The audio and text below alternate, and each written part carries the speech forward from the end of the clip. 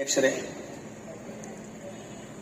ಶಾಲೆಯನ್ನ ಚೆಂದಾಗಿ ಕಟ್ಟಿಕೊಟ್ಟಂತಹ ದಾನಿಗಳೇ, ಶಿಕ್ಷಣ ಇಲಾಖೆಯ ಅಧಿಕಾರಿಗಳೇ, ಸ್ನೇಹಿತರೆ, ಎಲ್ಲ ಶಿಕ್ಷಕ ಶಿಕ್ಷಕಿಯರೇ ಹಾಗೂ ಪ್ರಿಯ ಮಕ್ಕಳಿಗೆ ಎಲ್ಲರಿಗೂ ನನ್ನ ನಮಸ್ಕಾರ.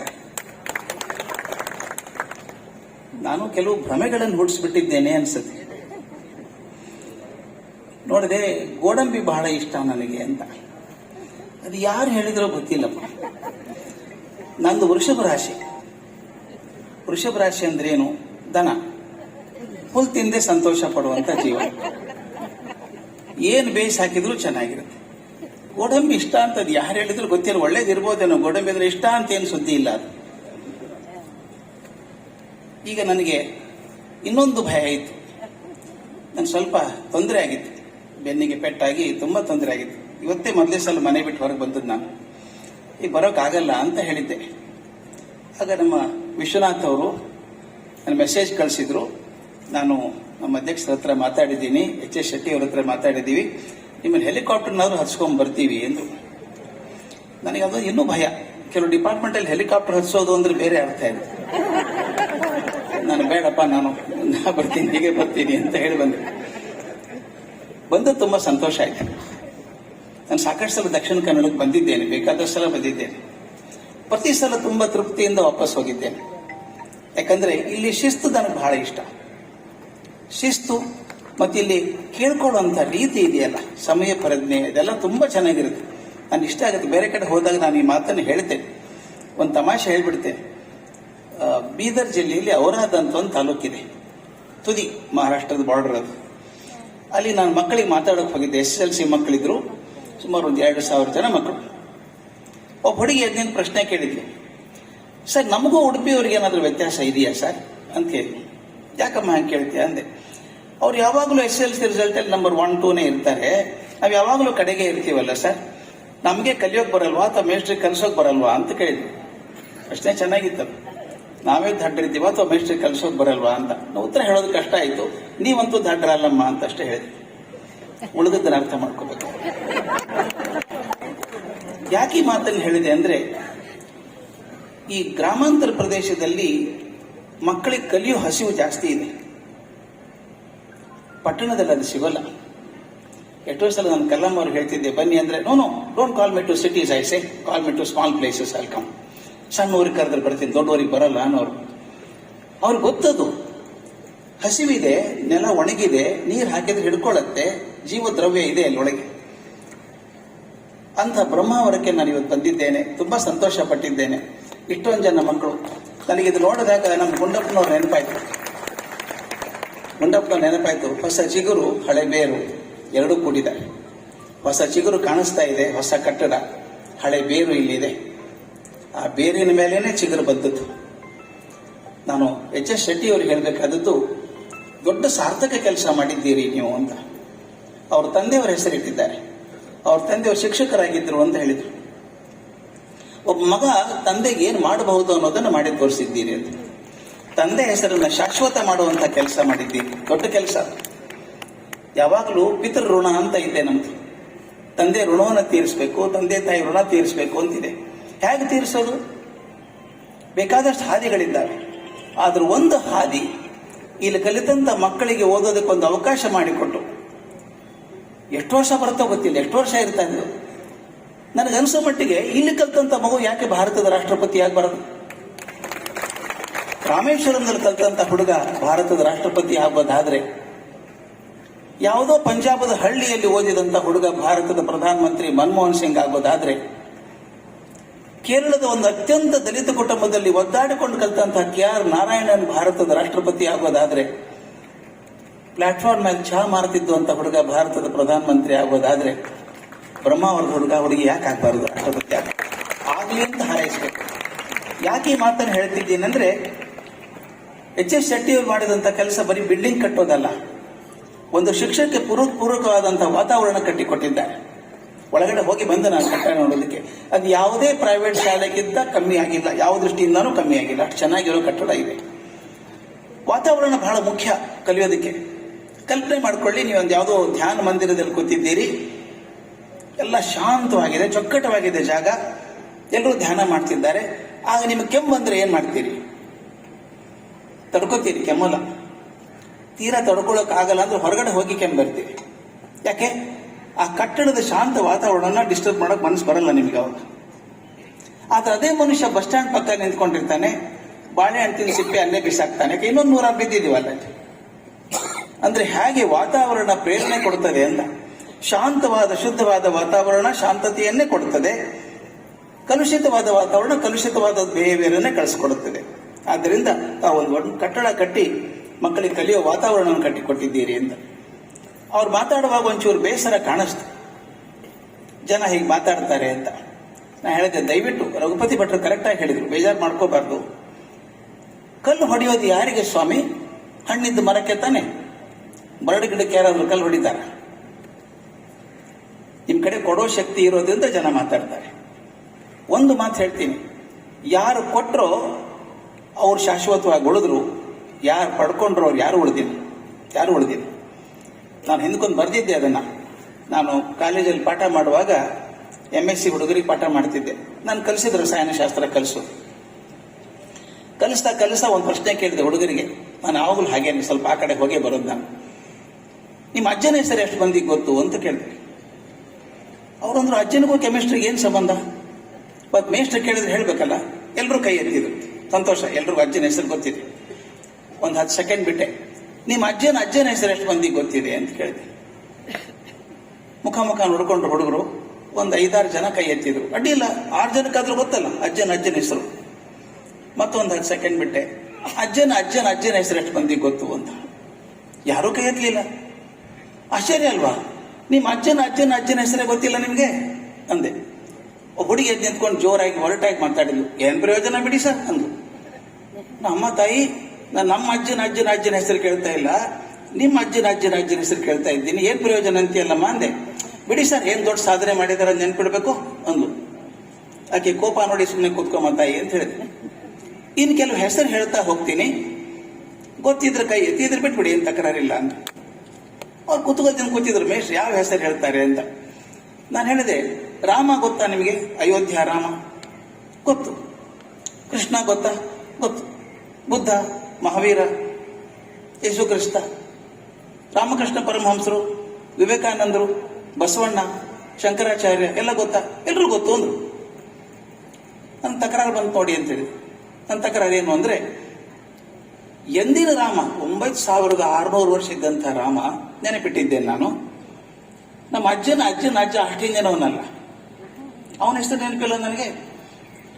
ರಾಮನಿಂದ ಹಿಡ್ಕೊಂಡು ಬಸವಣ್ಣವ್ರ ತನಕ ಹೆಸರು ಹಿಡಿದ್ನಲ್ಲ, ಇವ್ರು ಯಾರು ಮೊಮ್ಮಗನ ನಾನಲ್ಲ. ಆದ್ರೆ ಎಲ್ರದ್ದು ಹೆಸರು ನೆನಪಿಟ್ಟಿದ್ದೇನೆ. ಅದು ನಮ್ಮ ಅಜ್ಜನ ಹೆಸರೇ ಗೊತ್ತಿಲ್ಲ ನನಗೆ. ಯಾಕೆ? ವಿಚಾರ ಮಾಡಿ ಹೇಳಿ ಅಂತ ಒಂದು 5 ನಿಮಿಷ ಟೈಮ್ ಕೊಟ್ಟು. ನಾನು ನೆನಪಿದೆ, ಕ್ಲಾಸಲ್ಲಿ ಪದ್ಮಿನಿ ಅಂತ ಹುಡುಗಿ, ಬ್ರಿಲಿಯಂಟ್ ಹುಡುಗಿ. ಆಕೆ ಕಣ್ಣಲ್ಲಿ ನೀರಿತ್ತು. ಯಾಕೆ ಪದ್ಮಿನಿ, ಏನಾಯ್ತು ಅಂತ ಕೇಳಿದೆ. ಸರ್, ನಿಮ್ಮ ಪ್ರಶ್ನೆ ನನ್ನ ಜೀವನಕ್ಕೊಂದು ಮಾರ್ಗದರ್ಶಿ ಆಯ್ತು ಸರ್ ಅಂದು. ಹೌದಾ, ಏನಾಯ್ತದು ಅಂತ ಕೇಳಿದೆ. ಸರ್, ನೀವು ಹೇಳಿದ್ರಲ್ಲ ಸರ್, ರಾಮ ಹಿಡ್ಕೊಂಡು ಬಸವಣ್ಣವ್ರ ತನಕ ಎಲ್ಲ ನೆನಪಿಟ್ಟಿದ್ದೀವಿ, ನಮ್ಗೇನೂ ಸಂಬಂಧ ಇಲ್ಲ ಅವ್ರು ನೋಡಿದ್ರೆ. ಆದ್ರೆ ನಮ್ಗೆ ನಾ ಬದುಕೋದಕ್ಕೆ ಕಾರಣ ಆದಂತ ನಮ್ಮ ಅಜ್ಜನ ಹೆಸರೇ ಗೊತ್ತಿಲ್ಲ ನನಗೆ ಅಂದಾಗ ನನಗೊಂದು ಅರ್ಥ ಆಯ್ತು ಸರ್. ಆಕೆ ಹೇಳಿದ ಮಾತು ತುಂಬಾ ಚಂದ. ಯಾರು ಬರೀ ತಮಗೋಸ್ಕರ ಬದುಕ್ತಾರೋ ಅವ್ರನ್ನ ಪ್ರಪಂಚ ನಿರ್ದಾಕ್ಷಿಣ್ಯವಾಗಿ ಮರೆತು ಬಿಡ್ತದೆ. ಯಾರು ಮತ್ತೊಬ್ಬರಿಗೋಸ್ಕರ ಬದುಕ್ತಾರೋ ಅವ್ರನ್ನ ಪ್ರಪಂಚ ಶಾಶ್ವತವಾಗಿರುತ್ತೆ, ಯಾವತ್ತು ಮರೆಯಲ್ಲ. ಎಂತ ಚಂದದ ಮಾತು, ನನಗೆ ಮಾರ್ಗದರ್ಶನ ಆಯ್ತು ಆಕೆ ಹೇಳಿದ್ರಿಂದ. ಯಾರು ಕೊಟ್ಟರೋ ಅವರೆಲ್ಲರೂ ದೊಡ್ಡವರಾದ್ರು, ಯಾರು ಪಡ್ಕೊಂಡ್ರೋ ಅವ್ರ ಹೆಸರು ಪತ್ತೇನೇ ಇಲ್ಲ ನಮ್ಗೆ ಯಾರಿಗೂ. ಈಗ ದಯವಿಟ್ಟು ಗಮನಿಸಿ, ಯಾರ್ಯಾರು ಕೊಟ್ಟರು. ರಾಮನ್ ನೆನೆಸೋದು ಅದಕ್ಕೋಸ್ಕರ, ಒಂದು ಮಾತಿಗೋಸ್ಕರ. ತಾನು ರಾಜ್ಯ ಬಿಟ್ಟು ಹೋದ, ಒಂದು ಮಾತಿಗೋಸ್ಕರ. ಸತ್ಯ. ಮತ್ತೊಂದು ಇಲ್ಲೇ ಇಲ್ಲ. ರಾಮೋ ದ್ವಿರ್ನಾಭಿಭಾಷತೆ ಅಂತ ವಾಲ್ಮೀಕಿ ಮಾತು. 2 ಮಾತಿಲ್ಲ ರಾಮನಿಗೆ. ಬುದ್ಧ, ಮಹಾವೀರ ಆರಾಮಾಗಿದ್ದವರು, ರಾಜ್ಕುಮಾರರಾಗಿದ್ದವರು ಬೇಡ ಅಂತ ಬಿಟ್ಟು ಹೋದ್ರು. ಯಾರ್ಯಾರು ಕೊಟ್ಟು ಹೋದ್ರು, ಬಿಟ್ಟು ಹೋದ್ರು, ಅವರೆಲ್ಲರೂ ನೆನಪಲ್ಲಿದ್ದಾರೆ. ಬಸವಣ್ಣವರು ಬ್ಯಾಂಕ್ ಬ್ಯಾಲೆನ್ಸ್ ಎಷ್ಟಿತ್ತು? ಬ್ಯಾಂಕೇ ಇರಲಿಲ್ಲ, ಎಲ್ಲಿ ಬ್ಯಾಲೆನ್ಸ್? ಅವ್ರು ಇಟ್ಟದ್ದಲ್ಲ, ನಮ್ಮ ಹೃದಯದಲ್ಲಿ ಇಟ್ಟದ್ದು. ದಯವಿಟ್ಟು ಗಮನಿಸಿ, 900 ವರ್ಷಗಳ ಹಿಂದೆ ಅವ್ರು ಬರೆದಂತ ಕನ್ನಡ ಇವತ್ತಿಗೂ ಸಾಧ್ಯ ಆಗ್ತಾ ಇಲ್ಲ ಬರೆಯೋದಕ್ಕೆ ನಮಗೆ. ಕಳಬೇಡ, ಕೊಲಬೇಡ, ಹುಸಿ ನುಡಿಯಲು ಬೇಡ, ಒತ್ತಕ್ಷರ ಕೂಡ ಇಲ್ಲಲ್ಲ ಸರ್. ಇಂಥ ಅದ್ಭುತ ಭಾಷೆ. ಆ ಕಾಲಕ್ಕೆ ಸಮಾನತೆಯನ್ನು ತರಬೇಕು ಅಂತ ಒದ್ದಾಡಿದ್ರಲ್ಲ ಬಸವಣ್ಣವರು. ಅವ್ರು ಯಾಕೆ ನೆನೆಸ್ತೀವಿ ಅಂದ್ರೆ ಅವ್ರು ಏನು ಹಣ ಮಾಡಿದ್ರು ಅಂತ ಅದರಿಂದ ಅಲ್ಲ, ಎಷ್ಟು ಕೊಟ್ಟರು ಸಮಾಜಕ್ಕೆ ಅದರ ಮೇಲಾಗಿರುವಂಥದ್ದು. ಅದರಿಂದ ಎಚ್ ಎಸ್ ಶೆಟ್ಟಿಯವರಿಗೆ ನಾನು ಹೇಳೋದು, ದೊಡ್ಡ ಶಾಶ್ವತವಾದ ಕೆಲಸವನ್ನು ಮಾಡಿದ್ದೀರಿ. ನಿಮ್ಮ ತಂದೆ ಮೇಷ್ಟ್ರು, ಅವರ ನೆನೆಸ್ಕೊಂಡು ಅವ್ರ ಹೆಸರು ಶಾಶ್ವತ ಆಗೋ ಹಾಗೆ ಮಾಡಿದ್ದೀರಿ. ಅವ್ರ ಹೆಸರಲ್ಲಿ ಎಷ್ಟೊಂದು ಜನ ಮಕ್ಕಳು ಕಲಿತಾರೆ. ನಾಳೆ ಈ ಮಗು ಕಲ್ತಂಥದ್ದು ಭಾರತದ ರಾಷ್ಟ್ರಪತಿ, ಪ್ರಧಾನಮಂತ್ರಿ, ಗವರ್ನರ್ ಏನೇ ಆದರೂ ಕೂಡ ಆ ಮಗು ಹೇಳುತ್ತೆ, ನಾನು ರಾಜೀವ್ ಶೆಟ್ಟಿ ಕರ್ನಾಟಕ ಪಬ್ಲಿಕ್ ಸ್ಕೂಲಲ್ಲಿ ಓದಿ ಬಂದವನು ಅಂತ. ಆ ಹೆಸರು ನಿಮ್ಗೆ ತುಂಬಾ ತೃಪ್ತಿ ಕೊಡುತ್ತೆ. ಆನಂತರ ಶಿಕ್ಷಣದ ಬಗ್ಗೆ ಮಾತಾಡಬೇಕು ಅಂತ ಹೇಳಿದ್ರು ನನಗೆ. ನಾನು ಅನ್ಕೊಂಡಿದ್ದು ಹೀಗೆ, ಸುಮಾರು 35-40 ವರ್ಷಗಳ ಹಿಂದೆ ಇಲಸ್ಟ್ರೇಟೆಡ್ ವೀಕ್ಲಿ ಆಫ್ ಇಂಡಿಯಾ ಅಂತ ಒಂದು ಪೇಪರ್, ಮ್ಯಾಗಝಿನ್, ಖುಷ್ವಂತ್ ಸಿಂಗ್ ಅವರು ಸಂಪಾದಕರಾಗಿದ್ದರು. ಆ ಒಂದು ಆರ್ಟಿಕಲ್ ಬರೆದಿದ್ದೆ ನಾನು. ಅದು ತುಂಬಾ ಕಾಂಟ್ರವರ್ಷಿಯಲ್, ತುಂಬಾ ಚರ್ಚಾಸ್ಪದ ವಸ್ತು ಆಯಿತು. ದೇಶದಲ್ಲೆಲ್ಲ ಅದಕ್ಕೆ ಸಾಕಷ್ಟು ಪರ ವಿರೋಧ ಪತ್ರಗಳೆಲ್ಲ ಬಂತು. ನಾನು ಬರೆದದ್ದು ಟೈಟಲ್ ಏನಿತ್ತು ಅಂದ್ರೆ ಇಂಟೆಲೆಕ್ಚುಯಲ್ ಡಿಸ್ಆನೆಸ್ಟಿ ಅಂತ ಬರೆದಿದೆ, ಬುದ್ಧಿವಂತರ ಮೋಸ ಅಂತ. ಸಾಮಾನ್ಯವಾಗಿ ಹೇಳ್ತಿದ್ರು, ದೇಶಕ್ಕೆ ಅನಕ್ಷರಸ್ಥರಿಂದ ಬಹಳ ಹಾನಿ ಆಗ್ತಾ ಇದೆ,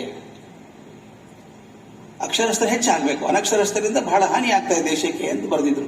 ನನಗೆ ಯಾಕೋ ಕಲಕ್ಕೆ ಬಿಡುತ್ತಾ ಮಾತು. ನಾನು ಹೇಳಿದ, ಅನಕ್ಷರಸ್ಥದಿಂದ ದೇಶಕ್ಕೆ ಬಹಳ ಅನಕ್ಷರಸ್ಥದಿಂದ ದೇವರಿಗೆ ಹಾನಿ ಆಗಿಲ್ಲ. ನಮ್ಮ ದೇಶಕ್ಕೆ ಏನಾದರೂ ಹಾನಿ ಆಗಿದ್ರೆ ಬುದ್ಧಿವಂತ ಮೋಸಗಾರರಿಂದಾನೇ ಆದಿತ್ತು. ದಯವಿಟ್ಟು ಗಮನಿಸಿ, MBBS MS ಆಗಿರ್ತಾರೆ, ದೊಡ್ಡ ದೊಡ್ಡ ಡಾಕ್ಟರ್ ಆಗಿರ್ತಾರೆ, ದುಡ್ಡು ಮಾಡಬೇಕು ಅಂತ ಬೇಡಾದ ಪರೀಕ್ಷೆಗಳನ್ನೆಲ್ಲ ಮಾಡಿಸಿ ದುಡ್ಡು ತಗೋತಾರಲ್ಲ. ಪೇಷಂಟ್ ಗೊತ್ತಿಲ್ಲದ ಹಾಗೆ ಕಿಡ್ನಿ ಮಾರ್ಕೊಂಡವ್ರಿಲ್ವಾ? ಡಾಕ್ಟರ್ ಅಲ್ವಾ ಅವ್ರು? ಒಳ್ಳೆ ಡಾಕ್ಟರ್ ಅಲ್ವಾ? ದೊಡ್ಡ ದೊಡ್ಡ ಬ್ರಿಡ್ಜ್ಗಳು ಬಿದ್ದು ಹೋಗ್ತಾವೆ, ಇನಾಗ್ರೇಷನ್ ಆದ ಒಂದು ತಿಂಗಳೊಳಗೆ ಬಿದ್ದು ಹೋಗ್ತಾವೆ. ಯಾರು ಕಟ್ಟಿದವರು ಅದನ್ನ? ಇಂಜಿನಿಯರ್ ಕಟ್ಟಿದವರು. ಬ್ಯಾಂಕ್ಗಳಿಗೆ ಮೋಸ ಆಗೋದು ಮಾಡೋರು ಯಾರು? ಹಳ್ಳಿ ಜನ ಯಾರು ಮೋಸ ಮಾಡೋಕ್ಕಾಗಲ್ಲ. ನೋಡಿದ್ದೀರಿ, 4,000 ಕೋಟಿ ಹೋಯ್ತು, 5,000 ಕೋಟಿ ಹೋಯ್ತು ಬ್ಯಾಂಕಿಂದು ಅಂತ ಹೇಳ್ತೀವಿ. ಈ ಬ್ಯಾಂಕ್ ಅನ್ನು ಮ್ಯಾನಿಪುಲೇಟ್ ಮಾಡೋರು ಅನಕ್ಷರಸ್ಥರಲ್ಲ, ಎಕ್ಸ್ಪರ್ಟ್ ಚಾರ್ಟರ್ಡ್ ಅಕೌಂಟೆಂಟ್ಸೇ ಮಾಡೋದಿದೆ ಅಲ್ವಾ? ಬಹುದೊಡ್ಡ ಕೇಸುಗಳನ್ನು ಮುಚ್ಚಿ ಹಾಕುವಂಥವ್ರು ಯಾರು? ಅನಕ್ಷರಸ್ಥರಲ್ಲ, ಬುದ್ಧಿವಂತ ಲಾಯರ್ಗಳೇ ಮುಚ್ಚಿ ಹಾಕೋದು. ನಾನು ಹೇಳಿದೆ, ದೇಶಕ್ಕೆ ಬಹುದೊಡ್ಡ ಅಪಾಯ ಇರೋದು ಅತ್ಯಂತ ಹೆಚ್ಚು ಶಿಕ್ಷಣ ಪಡೆದಂತಹ ಮೋಸಗಾರರಾದವರಿಂದ ದೋಷಕ್ಕೆ ದಾರಿದೆ. ನನಗೆ ಕಾಡೋದಿದು, ಈ ಶಿಕ್ಷಣ ಪಡ್ಕೊಂಡ್ರು ಯಾಕೆ ಹಿಂಗಾದ್ರಿ ಇವರು? ಹಾಗಾದ್ರೆ ನಾವು ಕೊಟ್ಟದ್ದೇ ಸರಿಯಾಗಿಲ್ವಾ ಶಿಕ್ಷಣ? ಅರ್ಥ ಅಲ್ವಾ? ಈಗ ನಾನು ಕೊಟ್ಟ ಶಿಕ್ಷಣ ಸರಿಯಾಗಿದ್ದಿದ್ರೆ, ನಾನೊಂದು ಪ್ರೋಗ್ರಾಮ್ಗೆ ಹೋಗಿದ್ದೆ, ಹೆಸರು ಬೇಡ, ಅವ್ರ ಮಿನಿಸ್ಟ್ರು ಬರೋದು ಲೇಟ್ ಆಯ್ತು, ಅವ್ರು ಕಾಯ್ತಾ ಇದ್ವಿ ನಾವು. ಅವ್ರ ನನ್ನ ಜೊತೆಗಿದ್ದವ್ರು ಹೇಳಿದ್ರು, ನನ್ನ ಸ್ಟೂಡೆಂಟ್ ಸರ್ ಇವನು, ನನ್ನ ಹುಡುಗ, ಶಾಲೆ ನಾನೇ ಫೀಸ್ ಕಟ್ಟಿದ್ದೆ ಇವನಿಗೆ, ಈಗ ನೋಡಿ ತುಂಬಾ ಭ್ರಷ್ಟ ಆಗ್ಬಿಟ್ಟಿದ್ದಾನೆ ಅಂದ್ರು. ಅವನೇನ್ ಬೈಯಲ್ಲ ನಾನು, ನೀವೇನ್ ಕಲ್ಸಿದ್ರಿ ಅಂತ ಕೇಳ್ತೀನಿ ಅಲ್ವಾ? ನಾನು ಹ್ಯಾಕ್ ಕಲಿಸಿದಾಗ ಬೆಳಿಬೇಕು ಅಂತ ನಾ ಕಲಿಸೋದು ಹೊಟ್ಟೆ ಆಯ್ತಾ? ಇಷ್ಟು ಜನ ಬುದ್ಧಿವಂತರಿದ್ದವರು, ನಾವು ಯಾರು ಹೇಳ್ತೀವಿ ನಮ್ಮ ಕ್ರೀಮ್ ಆಫ್ ಸೊಸೈಟಿ, ನಮ್ಮ ಸಮಾಜದ ಕೆನೆ ಅಂತ ಹೇಳ್ತೀವಿ, IAS IPS ಆಫೀಸರ್ಸು, ಅವರು ಭ್ರಷ್ಟರಾಗಿಲ್ವಾ? ಯಾಕೆ ಹಿಂಗಾದ್ರು? ಅತ್ಯಂತ ಉಚ್ಚ ಶಿಕ್ಷಣ ಪಡ್ಕೊಂಡಂಥವ್ರು, ಶ್ರೇಷ್ಠ ಶಿಕ್ಷಣ ಅಂತ ಪಡ್ಕೊಂಡಂಥವ್ರು ಯಾಕೆ ಭ್ರಷ್ಟರಾದ್ರು? ಆಗ ನಮ್ಮ ಶಿಕ್ಷಣದಲ್ಲಿ ಏನಾದರೂ ಖೋತಾ ಇದೆಯಾ? ಅದನ್ನೇ ಕೇಳೋದು ನಾನು. ಈಗ ನನಗೆ ಮನಸ್ಸಿಗೆ ಬಂದದ್ದು ಹೀಗೆ, ಏನಾದರೂ ಮಾಡಬೇಕಾದ್ರೆ ನಾನು ಮೊದಲು ಏನ್ ಮಾಡಬೇಕು ಅಂತ ತೀರ್ಮಾನ ಮಾಡಬೇಕು. ಬ್ಯಾಗ್ ಹಿಡ್ಕೊಂಡು ಬಸ್ ಸ್ಟ್ಯಾಂಡಿಗೆ ಹೋಗ್ತೇನೆ, ಎಲ್ಲಿ ಹೊರಟಿದ್ದೀರಿ ಅಂತ ಕೇಳ್ತಾರೆ ಯಾರೊಬ್ರು. ಏನೋ ಗೊತ್ತಿಲ್ಲಪ್ಪ, ಬಸ್ ಸ್ಟ್ಯಾಂಡ್ಗೆ ಹೋಗ್ತಾರೆ ವಿಚಾರ ಮಾಡಬೇಕು. ಎಲ್ಲಿಗೋ ಹೋಗ್ಬೇಕಂದ್ರೆ ಎಲ್ಲಿಗೋ ಹೋಗ್ತೀರಿ ನೀವು, ಎಲ್ಲಿಗೆ ಹೋಗ್ಬೇಕಲ್ಲಿ ಹೋಗಲ್ಲ. ಊರಿಗೆ ಹೋಗೋ ಮೊದಲೇ ನಾನು ಎಲ್ಲಿಗೆ ಹೋಗಬೇಕು ಅಂತ ತೀರ್ಮಾನ ಮಾಡ್ಕೊಂಡು ಹೋದ್ರೆ ಮಾತ್ರ ನಿಮ್ಗೆ ಗುರಿ ಮುಟ್ತೀವಿ. ನಮ್ಮ ಶಿಕ್ಷಣದ ಅದೇ ವಿಚಾರ ಅನಿಸ್ತು. ನಮ್ಮ ಮಕ್ಕಳು ಏನಾಗಬೇಕು ಅಂತ ಅಪೇಕ್ಷೆ ಪಟ್ಟಿದ್ದೇವೆ ನಾವು. ದಯವಿಟ್ಟು ಸ್ವಲ್ಪ ಸೀರಿಯಸ್ ಆಗಿ ಗಮನಿಸಬೇಕು. ನಮ್ಮ ಮಕ್ಕಳು ಏನಾಗಬೇಕು ಅಂತ ನಾವು ಶಿಕ್ಷಣ ಪದ್ಧತಿ ಮಾಡ್ಕೊಂಡಿದ್ದೀವಿ ಅಲ್ವಾ? ನಾನು ಏನಾದರೂ ಕೆಲಸ ಅಡಿಗೆ ಮಾಡ್ಬೇಕಾದ್ರೆ ಇಂಥ ಅಡಿಗೆ ಮಾಡಬೇಕು ಅಂದ್ರೆ ಅದಕ್ಕೆ ಪೂರಕವಾದ ಸಾಮಾನುಗಳನ್ನು ತರುತ್ತೇನೆ, ಮಾಡ್ತೇನೆ. ಮನೆ ಕಟ್ಸ್ಬೇಕು ಅಂದ್ರೆ ಎಷ್ಟು ಕಟ್ಸ್ಬೇಕು ನೋಡ್ತೇನೆ, ಅದಕ್ಕೆಲ್ಲ ಏನೇನು ಬೇಕು ಪೂರಕವಾದ ಮಾಡ್ಕೊಳ್ತೇನೆ. ಮೊದಲು ಗುರಿ ಫಿಕ್ಸ್ ಮಾಡ್ಕೊಳ್ತೇನೆ. ಗುರಿ ಫಿಕ್ಸ್ ಮಾಡ್ಕೊಂಡು ಆಮೇಲೆ ನನಗೆ ಏನೇನು ಬೇಕೋ ಮಾಡ್ಕೊಳ್ತೇನೆ ಅಲ್ವಾ? ಹಾಗೆ ಶಿಕ್ಷಣದಲ್ಲಿ ನಮ್ಗೊಂದು ಗುರಿ ಇದೆಯಾ? ನಮ್ಮ ಮಕ್ಕಳು ಏನಾಗಬೇಕು ಅಂತ ಅಪೇಕ್ಷೆ ಇದೆಯಾ ನಮಗೆ? ಈಗ ಗಣಪತಿ ಮಾಡಬೇಕು ಅಂತಿದೆ. ಒಬ್ಬ ಕುಶಲ ಕಲಾವಿದ ಇದ್ದಾನೆ, ಅದ್ಭುತ ಗಣಪತಿ ಮಾಡ್ತಾನೆ. ಅವನ ಕಡೆ ಹೋಗ್ತೀವಿ, ಒಂದು ಗಣಪತಿ ಮಾಡ್ಕೊಡ್ಬೇಕಪ್ಪ, ಎಂತ ಮಾಡ್ಬೇಕು ಗಣಪತಿ ನಿಮ್ಗೆ ಅಂತ ಕೇಳ್ತಾನ. 10 ಪ್ರಶ್ನೆ ಕೇಳ್ತಾನೆ. ಎಡಮುರಿ ಬೇಕಾ ಬಲಮುರಿ ಬೇಕಾ ಗಣಪತಿ ನಿಮ್ಗೆ? ಇನ್ನೊಂದು, ನಿಮ್ಗೆ ವಿಶೇಷವಾದಂತಹ ಗಣಪತಿ ಬೇಕಾ? ಅದು ಕಾಲು ಮಡಿಸ್ಕೊಂಡು ಕೂತಿದ್ದಿರ್ಬೇಕಾ, ಅಥವಾ ಒಂದು ಕಾಲು ಕೆಳಗೆ ಒಂದು ಕಾಲು ಮೇಲೆ ಇಟ್ಕೊಂಡಿದ್ ಬೇಕಾ, ಅಥವಾ ಅಭಯ ಹಸ್ತ ಬೇಕಾ, ಚಿನ್ಮುದ್ರೆ ಬೇಕಾ? ಯಾಕೆ ಕೇಳ್ತಾನ ಅವನು? ಕೇಳೋ ಉದ್ದೇಶ ತಾನು ಏನು ಗಣಪತಿ ಮಾಡಬೇಕು ಸ್ಪಷ್ಟ ಮನಸ್ಸ ಚಿತ್ರ ಹಾಕೋಬೇಕು ಅವನು, ಅಂದಾಗಲೇ ಅಪೇಕ್ಷೆ ಪಟ್ಟಂತ ಗಣಪತಿ ಆಗುವಂಥದ್ದು ಅಲ್ವಾ. ಏನೋ ಮಾಡಿಕೊಟ್ಟ ಅಂದ್ರೆ ಇದು ಹಿಂಗಲ್ಲಪ್ಪ ನಾ ಕೇಳಿದ್ದು ಅಂತ ಮೊದಲೇ ಹೇಳ್ಬೇಕಾಗಿತ್ತು ನೀವು ಅಂತಾನು. ಅದನ್ನ ಶಿಕ್ಷಣಕ್ಕೆ ಅಪ್ಲೈ ಮಾಡ್ಕೊಳ್ಳಿ ದಯವಿಟ್ಟು. ನಾ ಹೇಳಿದ್ದನ್ನ ನಮ್ಮ ಮಕ್ಕಳು ಏನಾಗಬೇಕು ಅಂತ ಪಾಠ ಮಾಡ್ತಿದ್ದೀವಿ ನಾವು. SSLC ಪರೀಕ್ಷೆಯಲ್ಲಿ ಮಾರ್ಕ್ಸ್ ಜಾಸ್ತಿ ಬರಬೇಕು ಅಂತ ಮಾಡ್ತಾ ಇದ್ದೀವ. ಮಾರ್ಕ್ಸ್ ಬರುತ್ತೆ, ತೊಂದರೆ ಇಲ್ಲ. ಆಯ್ತಾ, ಮಾರ್ಕ್ಸ್ ಬಂದ್ರೆ ಸಾಕ ಜೀವನ? ಆ ಜೀವನ ಮೌಲ್ಯಗಳೆಲ್ಲಿದ್ದಾವೆ ಸ್ವಾಮಿ? ನಾನು ನೋಡಿದ್ದೇನೆ, ಜೀವನದ ಪ್ರತಿ ಪರೀಕ್ಷೆಯಲ್ಲೂ ಫಸ್ಟ್ ರ್ಯಾಂಕ್ ಬಂದು ಜೀವನದಲ್ಲಿ ಮೂರ್ಖರಾದವ್ರನ್ನೂ ಕಂಡಿದ್ದೇನೆ. ಆದರೆ ರ್ಯಾಂಕ್ ಬರದೆ ಜೀವನದಲ್ಲಿ ಯಶಸ್ಸು ಪಡ್ಕೊಂಡವ್ರನ್ನೂ ಕಂಡಿದ್ದೇನೆ. ಆದರೆ ಯಾವುದು ಶಿಕ್ಷಣ, ಯಾವುದು ತಾವು ಕಂಡಿದ್ದೀರಿ? ಎಷ್ಟೋ ಜನ ನಮ್ಮ DV ಗುಂಡಪ್ಪನವರು SSLC ಪಾಸ್ ಆಗಲಿಲ್ಲ, ಆದ್ರೆ ಅವ್ರು ಬರೆದ್ರ ಮೇಲೆ 20 PhD ಆಗಿರ್ಬೇಕು ಅಲ್ವಾ. ನಮ್ಮ ಶಿವರಾಮ್ ಕಾರಂತರು ಕಾಲೇಜ್ ಹೋದ್ರು, ಕಾಂಗ್ರೆಸ್ ಬಂತು, ರಾಷ್ಟ್ರ ಹೋರಾಟ ಬಂತು, ಗಾಂಧಿ ಕರೆ ಬಂದ ತಕ್ಷಣ ಹೋಗ್ಬಿಟ್ರು, ಬೇಡ ಬೇಡ ಅಂದ್ರು. ಆದ್ರೆ ಒಂದು ವಿಶ್ವಕೋಶ ನಿರ್ಮಾಣ ಮಾಡುವಂತ ಶಕ್ತಿ ಅವರಿಗಿತ್ತು. ಅಂದ್ರೆ ನಾನು ಕೊಡೋ ಶಿಕ್ಷಣದಿಂದ ಪ್ರಯೋಜನ ಆಗತ್ತಾ? ಏನ್ ಕೊಡ್ಬೇಕಾಗತ್ತ ಶಿಕ್ಷಣ? ಏನ್ ಮಾಡ್ಬೇಕು? ನಾನು ಒಂದು ತಮಾಷೆ ಹೇಳ್ಬಿಡ್ತೀನಿ ಪ್ರಸಂಗ ನಿಮಗೆ. ನೀವು ಯಾವುದೋ ಊರಿಗೆ ಹೋಗ್ಬೇಕು ಅಂತ ಪ್ಲಾನ್ ಮಾಡ್ಕೊಂಡಿದ್ದೀರಿ, ಪ್ರವಾಸಕ್ಕೆ 15 ದಿವಸ ಹೋಗ್ಬೇಕು ಅಂತ ತಿಳ್ಕೊಳ್ಳಿ. ಸೂಟ್ ಕೇಸಲ್ಲಿ ಬಟ್ಟೆ ಹಾಕೋತೀರಿ. ಸೂಟ್ ಕೇಸಲ್ಲಿ ಯಾವ ತರದ ಬಟ್ಟೆ ಹಾಕೋತೀರಿ ಅನ್ನೋದು ನೀವು ಎಲ್ಲಿ ಹೋಗ್ತೀರಿ ಅನ್ನೋದ್ರ ಮೇಲೆ ಇದೆ ಅಲ್ವಾ. ನೀವು ಚಳಿ ಪ್ರದೇಶಕ್ಕೆ ಹೋಗೋದಿದ್ರೆ ಬೆಚ್ಚಗದ ಬಟ್ಟೆ ಹಾಕೋತೀರಿ, ಸ್ವೆಟರು ಅದೆಲ್ಲ ಹಾಕೋತೀರಿ, ಶೂಸ್ ಹಾಕೋತೀರಿ, ಗ್ಲೌಸ್ ಹಾಕೋತೀರಿ. ಚಳಿಪ ಹಿಮ ಬೀಳುತ್ತೆ ಅಲ್ಲಿ ಅಲ್ವಾ. ನೀವು ಸೆಕೆ ಇರೋ ಪ್ರದೇಶಕ್ಕೆ ಹೋಗೋದಾದ್ರೆ ಎಲ್ಲ ತಗೊಂಡು ಹೋಗಲ್ಲ. ಲೈಟ್ ಟೀ ಶರ್ಟ್ಸ್ ಹಾಕೋ, ಚಪ್ಪಲಿ ಸಾಕಪ್ಪ, ಸೆಕೆ ಜಾಸ್ತಿ ಇದೆ ಅಲ್ಲಿ ಅಂತೀರಿ. ಅಂದ್ರೆ ನಿಮ್ಮ ಸೂಟ್ ಕೇಸಲ್ಲಿ ಯಾವ ಬಟ್ಟೆ ಹಾಕಬೇಕು ಅನ್ನೋದು ನೀವು ಎಲ್ಲಿ ಹೋಗ್ತೀರಿ ಅನ್ನೋದ್ರ ಮೇಲೆ ತೀರ್ಮಾನ ಆಗ್ಬೇಕು. ಈಗ ನನಗೆ ಚಿಂತೆ ಬಂದಿರೋದು ಹುಡುಗರ ಸೂಟ್ ಕೇಸನ್ನು ಹೆಂಗೆ ಪ್ಯಾಕ್ ಮಾಡೋದು, ಶಾಲೆಗೆ ಬರುವಂತ ಮಕ್ಕಳ ಸೂಟ್ ಕೇಸ್ ಹೆಂಗೆ ಪ್ಯಾಕ್ ಮಾಡೋದು. ಸೂಟ್ ಕೇಸ್ ಅಂದ್ರೆ ಅವ್ರ ಜೀವನಕ್ಕೆ ಬೇಕಾದ ಬುತ್ತಿ ಕಟ್ಟಬೇಕು. ನಾವು ಏನ್ ಹಾಕ್ಬೇಕು, ಅವ್ರು ಏನಾಗಬೇಕು ಅಂತ ಗೊತ್ತಿದ್ರೆ ತಾನೆ. ಗೊತ್ತೇ ಇರಲ್ಲ ನಮಗೆ, ಮುಂದೆ ಏನಾಗ್ತಾರೆ ಗೊತ್ತಿಲ್ಲ. ಈ ಕೂತಿದ್ದಾರೆ ಮಕ್ಕಳೆಲ್ಲ ಇಲ್ಲಿ, ನಾಳೆ ಇವ್ರು ಏನೇನಾಗ್ತಾರೆ ಯಾರಿಗೂ ಗೊತ್ತಿಲ್ಲ ಅಲ್ವಾ. ಹಾಗಾದ್ರೆ ಏನ್ ಮಾಡೋದು? ಅದಕ್ಕೊಂದ್ ಕಡೆ ಬರೆದಿದ್ದೆ ನಾನು, education is A definite process for A indefinite future ಅಂತ. ಭವಿಷ್ಯ ಗೊತ್ತಿಲ್ಲದೇನೆ ನಾವೇನೋ ವ್ಯವಸ್ಥೆ ಮಾಡ್ತಾ ಇದ್ದೀವಿ. ಆ ಟೆಸ್ಟು, ಈ ಟೆಸ್ಟು, ಈ ಮಾರ್ಕ್ಸು, ಆ ಅಸೈನ್ಮೆಂಟು ಅಂತ ಹಾಕ್ತಾ ಇದ್ದೀವಿ. ಇದು ಎಲ್ಲಿ ಕರ್ಕೊಂಡು ಹೋಗುತ್ತೆ ನನ್ನ ಅಂತ. ಬರೀ ಮಾರ್ಕ್ಸ್ ವಾದಿಗಳಾಗ್ಬಿಡ್ತೀವ ನಾವು, ಮಾರ್ಕ್ಸ್ ಕಾರ್ಡ್ ಹಿಡ್ಕೊಂಡು. ಅಥವಾ ಮಾರ್ಕ್ಸ್ ದಾಟಿ ಏನಾದ್ರೂ ಮೌಲ್ಯ ಕಳಿಸೋಕೆ ಸಾಧ್ಯ ಇದೆಯಾ? ದಯವಿಟ್ಟು ನಾನು ನಿಮ್ಮಲ್ಲಿ ಬೇಡ್ಕೊಳ್ಳೋದು ಇಷ್ಟೇನೆ, ಯಾರ್ಯಾರು ದೊಡ್ಡವರಾದ್ರೋ ಅವರ ಮೌಲ್ಯಗಳನ್ನು ಹಿಡ್ಕೊಂಡವ್ರು ಮಾತ್ರ ದೊಡ್ಡವರಾದ. ಮಾತುಗಾರರು, ಅದ್ಭುತ ಮಾತುಗಾರರು ಅಂತ ಹೇಳ್ತಾರೆ ಕೆಲವ್ರನ್ನ. ನಾನು ಹೇಳೋದು ಹಿಟ್ಲರ್ ಇದ್ದಾನೆ, ಅಡಾಲ್ಫ್ ಹಿಟ್ಲರ್, ಅದ್ಭುತ ಮಾತುಗಾರ, ಸರಿಯಾದ ದಾರಿಗಿರಲಿಲ್ಲ ಅಷ್ಟೇ. ಅವನು ಎಷ್ಟರ ಮಟ್ಟಿಗೆ ಜನಕ್ಕೆ ಮೋಟಿವೇಟ್ ಮಾಡ್ತಿದ್ದ ಅಂದ್ರೆ, ಬರ್ಲಿನ್ ಬೀಳೋಕಾಯ್ತು, ಬಿದ್ದು ಹೋಗ್ತದೆ, 2ನೇ ಮಹಾಯುದ್ಧ ಮುಗಿದು ಹೋಗ್ತದೆ ಅಂದಾಗ ಹೇಳಿದ ಜನರಿಗೆ, ರಸ್ತೆ ಮೇಲೆ ಮಲ್ಕೊಳ್ಳಿ ನೀವು, ಟ್ಯಾಂಕ್ ನಿಮ್ಮ ಮೇಲೆ ಹಾಯ್ದು ಹೋದ್ರು ಅಡ್ಡಿ ಇಲ್ಲ, ಬಿಡಬೇಡಿ ಅವ್ರನ್ನ ಅಂದ. ಜನ ಹೋಗಿ ಮಲ್ಕೊಂಡ್ರು, ಟ್ಯಾಂಕ್ ಮುಂದೆ ಸತ್ತೋಗಿದ್ದಾರೆ. ಪ್ರಾಣ ಕೊಡುವಷ್ಟು ಮೋಟಿವೇಶನ್ ಮಾಡುವಂತ ಶಕ್ತಿ ಇದ್ದವನು ಒಳ್ಳೆ ಕಡೆ ಮಾಡಿದ್ರೆ ಚೆನ್ನಾಗಿದ್ದಾನೆ. ಇದು ಮಾತು ಮುಖ್ಯ. ನನಗೆ ಶಕ್ತಿ ಇದೆ, ನಿನಗೆ ಯಾವ ದಿಕ್ಕಿಗೆ ಬಳಸಿದ್ದೀರಿ ಅನ್ನೋದು ಮುಖ್ಯ. ಅದಕ್ಕೆ ನಾನು ನೀವು ದಯವಿಟ್ಟು ಹೇಳು, ಶಿಕ್ಷಣದ ಗುರಿ ಏನ್ ನಮ್ದು ಅಂತ. ಈ ಸೂಟ್ ಕೇಸ್ ಬಹಳ ಕಾಡ್ತಾ ಇತ್ತು. ಮಕ್ಕಳು ಸೂಟ್ ಕೇಸ್ ಏನ್ ಮಾಡೋದು, ಮುಂದೆ ಏನಾಗ್ತಾರೆ ಗೊತ್ತಿಲ್ಲ. ನಾನು ಹೇಳಿದ್ನಲ್ಲ, ಚಳಿ ಪ್ರದೇಶಕ್ಕೆ ಹೋದ್ರೆ ಬೆಚ್ಚಗೆ ಬಟ್ಟೆ ಹಾಕೋತೀನಿ, ಬಿಸಿ ಪ್ರದೇಶಕ್ಕೆ ತಪ್ಪು ಲೈಟ್ ಬಟ್ಟೆ ಹಾಕೋತೀನಿ. ಈ ನಮ್ಮ ಮಕ್ಕಳು ಮುಂದೆ ಎಲ್ಲಿ ಹೋಗ್ತಾರೆ ಅಂತ ಗೊತ್ತಿಲ್ಲ. ಅವ್ರು ಸೂಟ್ ಕೇಸ್ ಹೆಂಗ್ ಪ್ಯಾಕ್ ಮಾಡೋದು, ತಲೆ ಕೆಡ್ತಾ ಇತ್ತು ನನಗೆ. ಒಂದು 4 ವರ್ಷದ ಹಿಂದೆ ನನಗೆ ಸೊಲ್ಯೂಷನ್ ಸಿಕ್ತು. ನಾನು ಲಂಡನ್ ನಲ್ಲಿದ್ದೆ ಪಾಠ ಮಾಡೋದಕ್ಕೆ. ಅಲ್ಲಿ ಮುಂದೆ ಪ್ಯಾರಿಸ್ಗೆ ಹೋಗ್ಬೇಕು.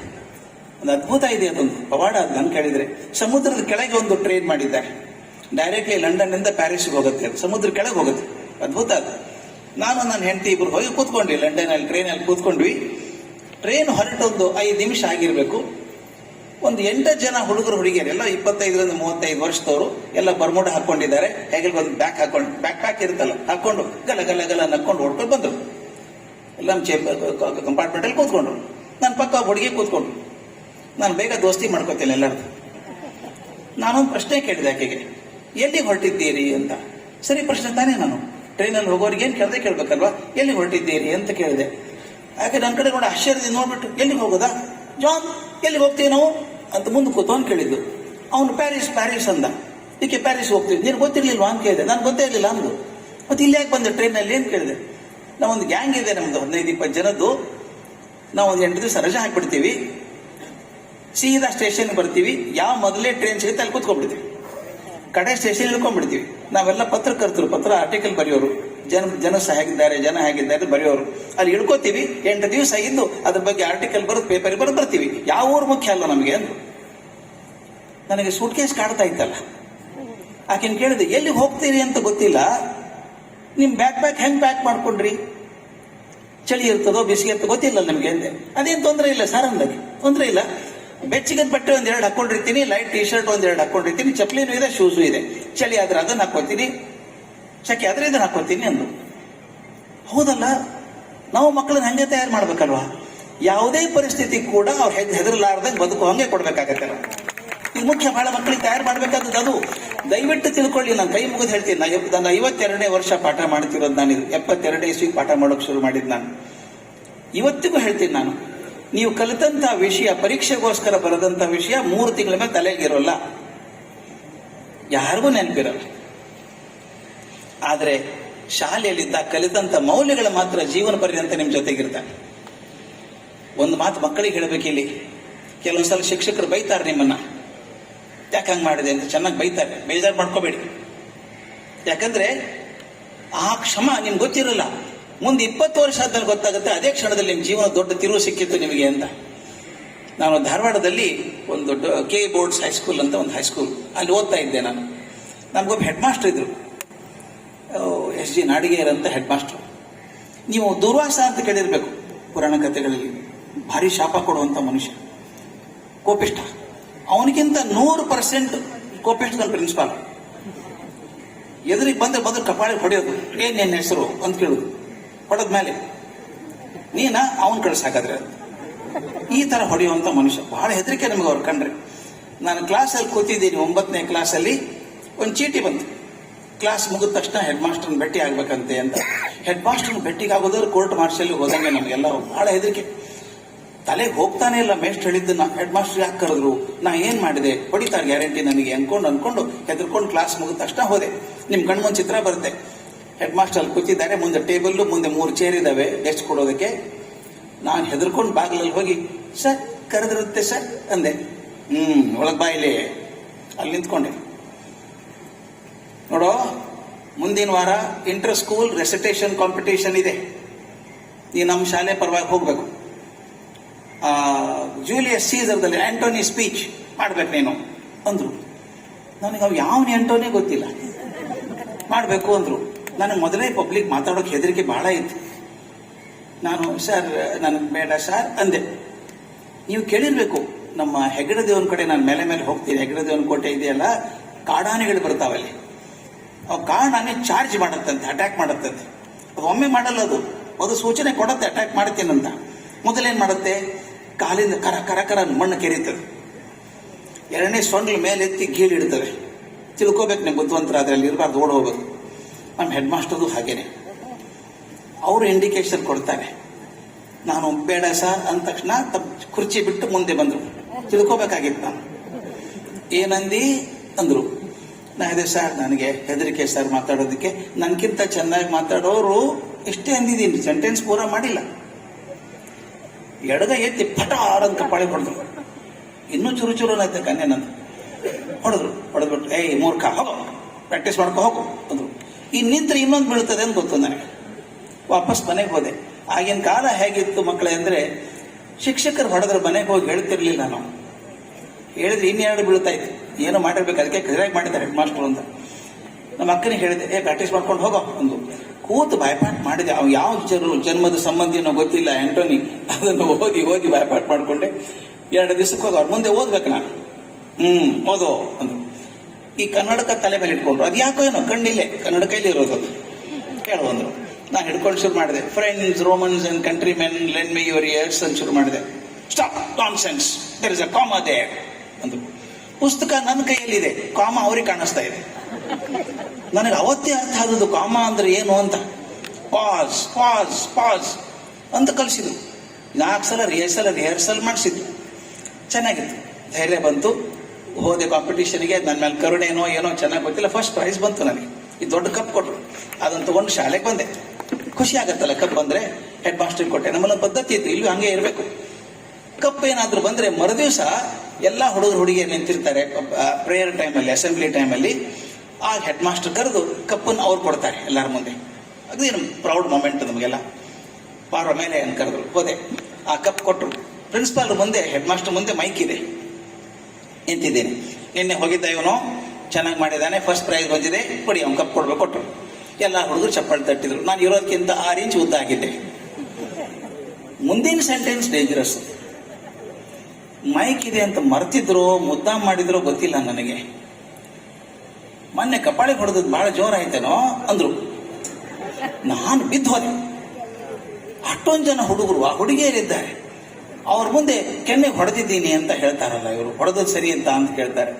ಮೊದಲು ಹೊಡೆದಾಗ ಅವರಿಬ್ಬರೇ ಇದ್ವಿ ನಾವು, ಯಾರಿಗೂ ಗೊತ್ತಿರ್ಲಿಲ್ಲ. ಈಗ ಇಡೀ ಜಗತ್ತಿಗೆ ಗೊತ್ತಾಯ್ತ ಕಪಾಳಿ ಹೊಡೆಸ್ಕೊಂಡೆ ಅಂತ.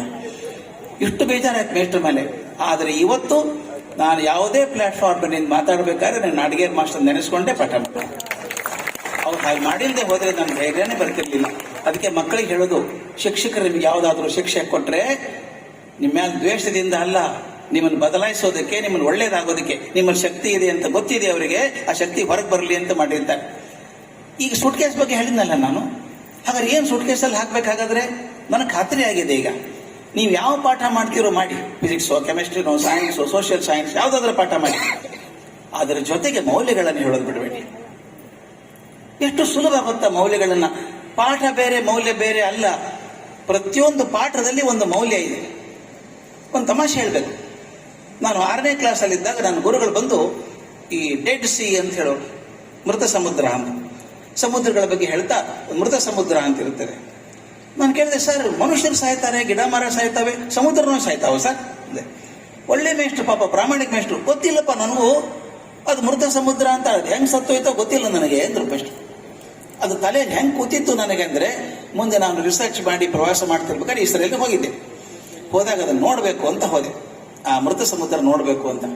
ನೀವು ಯಾರೋ ಸಿಕ್ಕರೆ ಹೋಗಿ ಬನ್ನಿ ದಯವಿಟ್ಟು. ಅದು ಜಾರ್ಡನ್ ಹೋಗ್ಬೇಕು, ಬಹಳ ಅದ್ಭುತ, ಇಸ್ರೇಲ್ ಪಕ್ಕ. ಹೋದ್ರೆ ಇನ್ನೂ ಸಮುದ್ರ ಅಲ್ಲ, ಅದು ಆಕ್ಚುಲಿ ಕೆರೆ. ಅದು ದೊಡ್ಡ ಕೆರೆ ಅಂದ್ರೆ 822 ಸ್ಕ್ವೇರ್ ಕಿಲೋಮೀಟರ್ ಇದೆ, ಅದು ಸಮುದ್ರ ಅಂತ ಕರೀತಾರೆ. ಇನ್ನೂ 30 ಕಿಲೋಮೀಟರ್ ಇರಬೇಕಾದ್ರೆ ಒಂದು ಗಿಡ ಮರ ಕಾಣಿಸಲ್ಲ, ಮೇಲೆ ಮೇಲೆ ಹುಲ್ಲು ಕಾಣಿಸಲ್ಲ ನಿಮ್ಗೆ, ಬರೀ ಬಿಳಿ ಸಿಮೆಂಟ್ ಹಾಕಿದಂಗೆ ಕಾಣಿಸುತ್ತೆ. ಒಂದು ಪಕ್ಷಿ ಹಾರಲ್ಲ ಮೇಲೆ. ಏನಪ್ಪ ಗಾಬರಿ ಬರೋಂಗಿದೆ. ಅಲ್ಲಿ ಹೋದ್ರೆ ನೀರಲ್ಲಿ ನೀವು ಕಾಲು ಚಾಚಿ ಮಲ್ಕೋಬಹುದು, ಮುಣಗಲ್ಲ ನೀವು. ಯಾಕಂದ್ರೆ ನೀರಿನ ಉಪ್ಪಿನ ಕಂಟೆಂಟ್ 37% ಇದೆ. ನಿಮ್ಮ ಚರ್ಮಕ್ಕೆ ಏನಾಗುತ್ತೆ ಮತ್ತೆ ಬೇರೆ. ಕಾಲು ಚಾಚಿ ಮಲ್ಕೋಬಹುದು. ಆ ನೀರಿನಲ್ಲಿ ಒಂದು ಮೀನ ಇಲ್ಲ, ಸುತ್ತಮುತ್ತಲು ಒಂದು ಗಿಡ ಬಳ್ಳಿ ಇಲ್ಲ, ಒಂದು ಪಕ್ಷಿ ಇಲ್ಲ, ಒಂದು ಹೂ ಇಲ್ಲ. ಇದೇನು ಹೀಗಾಯ್ತು, ಸತ್ತೋಯ್ತಿದ್ದು? ನಾನು ಕೇಳಿದೆ. ಇದ್ರ ಮೇಲೆ ಉತ್ತರಕ್ಕೆ ಹೋದ್ರೆ ಅಲ್ಲೊಂದು ಸಮುದ್ರ ಇದೆ, ಸಿ ಆಫ್ ಗೆಲಿಲಿ ಅಂತ ಕರೀತಾರೆ. ಸಿ ಆಫ್ ಗೆಲಿಲಿ ಸಮುದ್ರ ಅಂತ. ಅಲ್ಲಿ ಹೋದ್ರೆ ಏನು ಗಿಡ ಮರ ಹೂ ಹಣ್ಣು ಭರ್ಜರಿ ಇದೆ, ಎಲ್ಲ ಜಲಚರ ಪ್ರಾಣಿಗಳು ಇದ್ದಾವೆ. ನನಗೆ ಆಶ್ಚರ್ಯ ಆದದ್ದೇನು ಅಂದ್ರೆ, ಈ ಎರಡೂ ಸಮುದ್ರಗಳಿಗೆ ನೀರು ಪೂರೈಕೆ ಮಾಡೋದು ಒಂದೇ ನದಿ, ಜಾರ್ಡನ್ ಅಂತ ನದಿ. ನಿಮ್ ಕಣ್ಮುಂದ್ ಚಿತ್ರ ಬರೋದು ತೋರಿಸ್ತೇನೆ, ಕೈ ಮಾಡಿ, ಚಿತ್ರ ತೆಗಿಯೋಕ್ಕಾಗಲ್ಲ. ಜಾರ್ಡನ್ ಅಂತ ನದಿ, ದೇಶದ ಹೆಸರು ಅದೇನೆ, ಜಾರ್ಡನ್ ಅಂತ, ಅಲ್ಲೇ ಹುಟ್ಟುವಂತ ನದಿ ಅದು. ಹೀಗೆ ಬಂದು ಹೀಗೆ ತಿರ್ಕೊಳ್ಳುತ್ತೆ, ಕೆಳಗಡೆ ದಕ್ಷಿಣ ಕಡೆ ತಿರ್ಕೊಳ್ಳುತ್ತೆ. ತಿರುಗುವಾಗ ಆ ನದಿ ಒಂದು ಮುಖ್ಯ ಭಾಗ ಸಿ ಆಫ್ ಗೆಲಿಲಿ ಒಳಗೆ ಹೋಗ್ಬಿಡುತ್ತೆ, ಗೆಲಿಲಿ ಸಮುದ್ರದೊಳಗೆ ಹೋಗ್ತದೆ. ಸುತ್ತಾಡಿ ಮತ್ತೆ ವಾಪಸ್ ಇಲ್ಲಿಗೆ ಬರುತ್ತೆ. ಈ ನದಿ ಹರ್ಕೊಂಡು ಹೋಗುತ್ತಲ್ಲ, ಈ ಕೆಳಗೆ ಬಂದು ಮೃತ ಸಮುದ್ರದಲ್ಲಿ ಸೇರ್ಕೊಳ್ಳುತ್ತೆ. ಈ ಮೃತ ಸಮುದ್ರದ 3 ಕಡೆಗೂ ಬೆಟ್ಟ ಇರೋದ್ರಿಂದ ನೀರೆಲ್ಲೂ ಹೋಗೋಕ್ ಸಾಧ್ಯ ಇಲ್ಲ. ಅದರಿಂದ ಪ್ರತಿ ಸಲ ಹೊಸ ನೀರು ಬಂದಾಗ ಮಣ್ಣು ಬರುತ್ತೆ, ಉಪ್ಪು ಬರುತ್ತೆ, ಅದ್ರ ಜೊತೆಗೆ ಲವಣಗಳು ಬರ್ತವೆ, ಬಂದು ಕೊನೆ ಇಲ್ಲೇ ಶೇಖರಣೆಯಾಗಿ ಇದು ನೀರಿನ ಉಪ್ಪಿನ ಜಾಸ್ತಿ ಆಗ್ತಾ ಇದೆ. ನಾನು ವಿಚಾರ ಮಾಡಿದೆ, ಗೆಲಿಲಿ ಯಾಕೆ ಬದುಕೊಂಡಿದೆ, ಈ ಡೆಡ್ ಸಿ ಯಾಕೆ ಸತ್ತೋಯ್ತು? ನನಗೆ ಅರ್ಥ ಆದದ್ದು ಹೀಗೆ. ಈ ಜಾರ್ಡನ್ ನದಿ ಇದೆಯಲ್ಲ, ಇದು ನೀರು ಗೆಲಿಲಿ ಒಳಗೆ ಹೋಗುತ್ತೆ ಮತ್ತು ವಾಪಸ್ ಬರುತ್ತೆ. ಗೆಲಿಲಿ ಸಮುದ್ರ ನೀರನ್ನು ತಗೊಂಡು ಮತ್ತೆ ವಾಪಸ್ ಕೊಡುತ್ತದೆ. ಆದ್ರೆ ಮೃತ ಸಮುದ್ರ ಬರೀ ತಗೊಳುತ್ತೆ, ಯಾರಿಗೂ ವಾಪಸ್ ಕೊಡಲ್ಲ. ಅವಾಗ ನನಗೆ ಅರ್ಥ ಆಯ್ತು, ಯಾರು ಬರೀ ಸಮಾಜದಿಂದ ಪಡ್ಕೊಳ್ತಾರೋ ಅವರೆಲ್ಲ ಮೃತ ಸಮುದ್ರ ಆಗ್ತಾರೆ, ಪಡ್ಕೊಂಡದನ್ನು ಕೊಟ್ಟವರೆಲ್ಲರೂ ಸಿ ಗೆಲಿಲಿ ಆಗ್ತಾರೆ. ಇದು ಜಾಗ್ರಫಿ ಅಲ್ವಾ? ಇದು ಜಾಗ್ರಫಿಯಲ್ಲಿ ಎಂಥ ಮೌಲ್ಯ ಇದೆ ನೋಡಿ. ದಯವಿಟ್ಟು ನಾನು ನಿಮ್ಮ ಶಿಕ್ಷಕರ ಕೈ ಮುಗಿದು ಬೇಡ್ಕೊಳ್ಳೋದು ಇಷ್ಟೇನೆ, ಬರೀ ಪಾಠ ಬೇಡ, ಪಾಠ ಜೊತೆ ಒಂದು ಮೌಲ್ಯಗಳನ್ನು ಹೇಳಿಕೊಡಿ ಮಕ್ಕಳಿಗೆ. ಆ ಮೌಲ್ಯಗಳೇ ಮಕ್ಕಳನ್ನ ಕಾಪಾಡೋದು. ಕೊನೆಗೆ ಡಾಕ್ಟರ್ ಕಲಾಂ ಅವ್ರು ಹೇಳೋರು, ನಾನು ಏನಾದರೂ ಏವಿಯೇಷನ್ ಸೈಂಟಿಸ್ಟ್ ಅಲ್ಲಿ ಕೆಲಸ ಮಾಡಿದ್ರೆ ನನ್ನ ಮೇಷ್ಟ್ರಿಂದ ಆದದ್ದು. ಹಳ್ಳಿಯಲ್ಲಿ ಮೇಷ್ಟ್ರು, ರಾಮೇಶ್ವರದಲ್ಲಿ ಮೇಷ್ಟ್ರು ಆದದ್ದು ಶಿವಸುಬ್ರಹ್ಮಣ್ಯಂ ಅಯ್ಯರ್ ಅಂತ. ಅಯ್ಯರ್ ಮಾಸ್ಟರ್ ಅಂತ ಕರೆಯೋರು. ಆ ಮೇಷ್ಟ್ರು ಒಂದು ಪಟ್ಟಣ ನೋಡಿಲ್ಲ, ಬೇರೆ ಊರು ನೋಡಿಲ್ಲ. ಅವರು ಹೇಳೋರಂತೆ, ನೀವು ಹೋಗ್ಬೇಕೋ ಬೇರೆ ಕಡೆ ಹೋಗ್ಬೇಕೋ. ಕಲಾಂ ಹೇಳಿದಂತೆ ಒಂದು ಒಳ್ಳೆ ವಿಮಾನ ಮಾಡಿ ಚಂದ್ರನ ಮೇಲೆ ತಗೊಂಡು ಹೋಗು ಅಂದ್ರಂತೆ. ಒಂದು ಒಳ್ಳೆ ವಿಮಾನ ಮಾಡಿ ಚಂದ್ರನ ಮೇಲೆ ತಗೊಂಡು ಹೋಗು. ಅದು ಕೂತ್ಕೊಂಡ್ಬಿಡ್ತು ಹುಡುಗರ ಹೃದಯದಲ್ಲಿ. ಬರೀ ವಿಮಾನ ಕೂತ್ಕೊಂಡ್ಬಿಡ್ತು. ಇಂಜಿನಿಯರ್ ಆದ್ರು, ನಾಸಾಕ್ ಹೋದ್ರು, ಮಿಸೈಲ್ ಕಲ್ಕೊಂಬಂದ್ರು, ಮಿಸೈಲ್ ಮ್ಯಾನ್ ಆದ್ರು, ಭಾರತ ರತ್ನ ಆದ್ರು, ರಾಷ್ಟ್ರಪತಿ ಆದ್ರು. ಅವ್ರು ಹೇಳೋರು, the seed for my desire to become an aviation scientist was sown by my teacher on the beach of Rameswaram. ಒಬ್ಬ ಟೀಚರ್ ಏನ್ ಬದಲಾವಣೆ ಮಾಡಬಹುದಲ್ಲ ಸ್ವಾಮಿ. ದಯವಿಟ್ಟು ನೆನೆಸ್ಕೊಳ್ಳಿ, ಕಲಾಂ ಅವರಿಗೆ ಅಯ್ಯರ್ ಮಾಸ್ಟರ್ ಕಲಿಸಿದ ವಿಷಯ ನೆನಪಿರ್ಲಿಕ್ಕಿಲ್ಲ, ಅದು ಕಲಿಸಿದಂತ ಮೌಲ್ಯ ಶಾಶ್ವತವಾಗಿ ಉಳ್ಕೊಂಡು. ಕೆ.ಆರ್. ನಾರಾಯಣನ್ ಬಗ್ಗೆ ತಾವು ಓದಬೇಕು. ಕಲಾಂ ಬಗ್ಗೆ ಬಹಳ ಜನ ಗೊತ್ತಿದೆ, ನಾರಾಯಣನ್ ಬಗ್ಗೆ ಬಹಳ ಜನ ಗೊತ್ತಿಲ್ಲ. ಅತ್ಯಂತ ಬಡ ಕುಟುಂಬದಲ್ಲಿ ಬಂದಂತ ಹುಡುಗ, ದಲಿತ ಕುಟುಂಬದಲ್ಲಿ ಹುಟ್ಟಿದಂತ ಹುಡುಗ, ಯಾರು ಮುಡ್ಸ್ಕೋತಿರ್ಲಿಲ್ಲ ಊರಲ್ಲಿ. ತಾನು 2 ಮೈಲ್ ದೂರ ಹೋಗಿ ನೀರು ತಗೊಂಡ್ಬರ್ಬೇಕು, ಅಮ್ಮನಿಗೆ ಅಡಿಗೆ ಮಾಡೋಕೆ ಸಹಾಯ ಮಾಡಬೇಕು ಮಾಡಿ, ತಾನು ಡಬ್ಬೆ ತುಂಬಿಕೊಂಡು ಓಡ್ಕೊಂಡ್ ಬರ್ಬೇಕು ಶಾಲೆಗೆ. ಒಬ್ಬ ಟೀಚರು, ಮ್ಯಾಥ್ಸ್ ಟೀಚರ್, ಸ್ಟ್ರಿಕ್ಟ್ ಭಾರಿ, ಲೇಟಾಗಿ ಬಂದು ಹೊರಗೆ ಕಳಿಸ್ಬಿಡೋರು. ಈ ಹುಡುಗ ಲೇಟಾಗಿ ಬಂದ, ಹೊರಗೆ ನಿಂತ್ಕೊಳ್ಳೋ ನೀನು ಅಂದ್ರು. ಹೊರಗೆ ನಿಂತ್ಕೊಂಡ, ಕಿಟಕಿಯಲ್ಲಿ ನೋಡ್ಕೊಂಡು ಮೇಷ್ಟ್ ಏನ್ ಬರೀತಾರೆ ಬರ್ಕೋತಾ ಇದ್ದ. ಕ್ಲಾಸ್ ಬಿಟ್ಟ ಮೇಲೆ ಮೇಷ್ಟ್ ಬಂದು ಕೇಳಿದ್ರು, ಏನ್ ಬರ್ಕೊಂಡಿದ್ದಿ ತೋರ್ಸು ಅಂತ. ನೋಡಿದ್ರೆ ಒಳ ಕೂತವ್ರಿಗಿಂತ ಚೆನ್ನಾಗಿ ಬರ್ಕೊಂಡಿದ್ದಾಗ. ಯಾಕೋ ಲೇಟಾಗಿ ಬರ್ತೀಯ ನೀನು ಅಂದ್ರು. ಹುಡುಗ ಹತ್ಕೊಂಡು ಹೇಳ್ದೆ, ಹಿಂಗಿದೆ ಸರ್ ಪರಿಸ್ಥಿತಿ, ಬಸ್ಸಿಗೆ ದುಡ್ಡು ಕೊಡೋಕಿಲ್ಲ ನನಗೆ, 5 ಕಿಲೋಮೀಟರ್ ಓಡ್ಕೊಂಡ್ಬರ್ಬೇಕು ಸರ್, ನಂಗೆ ಕಷ್ಟ ಆಗ್ತದೆ ಅಂತ. ಮೇಷ್ಟ್ ಅಂದ್ರು, ಚಿಂತೆ ಮಾಡಬೇಡ, ನಾಳೆದು ಲೇಟಾಗಿ ಬಂದ್ರು ಇಲ್ಲ, ಒಳಗೆ ಬಂದ್ಬಿಡ್ತೀನಿ, ಪರ್ಮಿಷನ್ ಕೊಡ್ತೇನೆ. ಆದ್ರೆ ಒಂದು ಕಂಡೀಷನ್ ಏನ್ ಗೊತ್ತಾ, ದಿನ ನೀನು ಶಾಲೆ ಬಿಟ್ಟ ಮೇಲೆ 1 ತಾಸು ನನ್ನ ಜೊತೆ ಕೂತ್ಕೋಬೇಕು. 1 ತಾಸು. ದಯವಿಟ್ಟು ಗಮನಿಸಿ ಮಕ್ಕಳೇ, ಶಿಕ್ಷಕರು ಗಮನಿಸ್ಬೇಕು. 1 ತಾಸು ಕೊಡು. ಅವ್ನು ಕೂಡಿಸ್ಕೊಂಡು ತಮ್ಮ ಎಲ್ಲ ವಿಷಯ ಬರಲ್ಲ, ತಮ್ಮ ಬರೋ ವಿಷಯ ಪಾಠ ಮಾಡಿದ್ರು, ತಮ್ಮ ಬರದೇ ಇರೋ ವಿಷಯ ಟೀಚರ್ ದಯವಿಟ್ಟು ಹೆಲ್ಪ್ ಮಾಡಿ, ಹುಡುಗನಿಗೆ ಮಾಡಿ ಸ್ವಲ್ಪ ಹೇಳಿ, ಒಂದು ದಿವಸ ಗಣಿತ ಹೇಳ್ಕೊಡಿ, ಒಂದು ಸೋಷಿಯಲ್ ಸೈನ್ಸ್ ಹೇಳ್ಕೊಡಿ ಅಂತ ಹೇಳಿಸಿ ಮಾಡಿದ್ರು. ಹುಡುಗ SLC ರ್ಯಾಂಕ್ ಬಂದ, ಡಿಗ್ರಿಯಲ್ಲಿ ಫಸ್ಟ್ ರ್ಯಾಂಕ್. ಮೇಷ್ಟ್ ಹೇಳ್ತಿದ್ರಂತೆ, ಸಣ್ಣದಕ್ಕೆ ತೃಪ್ತಿ ಪಡಬೇಡ ನೀನು, ಬರೀ BA ಬಂತು ತೃಪ್ತಿ ಪಡಬೇಡ, ದೊಡ್ಡದು ಮಾಡು. ನಾರಾಯಣನ್ ಈ ಮಾತನ್ನು ಹೇಳಿದಾಗ ಕಣ್ಣಲ್ಲ ನೀರು ಹೊಸರದ್ ಕಂಡಿದ್ದೇನೆ ನಾನು. ಅವ್ರು ಹೇಳೋರು, ನನ್ನ ಮೇಷ್ಟ್ ನನಗೆ ಒತ್ತಾಯ ಮಾಡದೆ ಹೋದ್ರೆ ಎಲ್ಲೋ ಕ್ಲಾರ್ಕ್ ಆಗಿ ಕೂತ್ಕೊಂಡ್ಬಿಡ್ತಿದ್ದೆ ನಾನು. BA ಆದ್ಮೇಲೆ ಬೆನ್ ಹತ್ತಿ ಮಾಡಿ ಲಂಡನ್ ಸ್ಕೂಲ್ ಆಫ್ ಎಕನಾಮಿಕ್ಸ್ ಹೋಗಿ ಅಲ್ಲಿ ಫಸ್ಟ್ ರ್ಯಾಂಕ್ ಬರುವಂತ ಮನುಷ್ಯ. ಅಂತ ಮನುಷ್ಯ ಸಿಗ್ತಾರೆ ಏನ್ರಿ ಕೆ.ಆರ್. ನಾರಾಯಣವರು. ಅವ್ರು ಹೇಳ್ತಾರೆ, ನಾನು ಇವತ್ತೇನಾದ್ರೂ ಆಗಿದ್ರೆ ನಾನು ಶಾಲೆ ಮೇಷ್ಟ್ರ ಕಾರಣ. ಅದು ಮಾಡೋ ಕಾರಣ ಇರಲಿಲ್ಲ.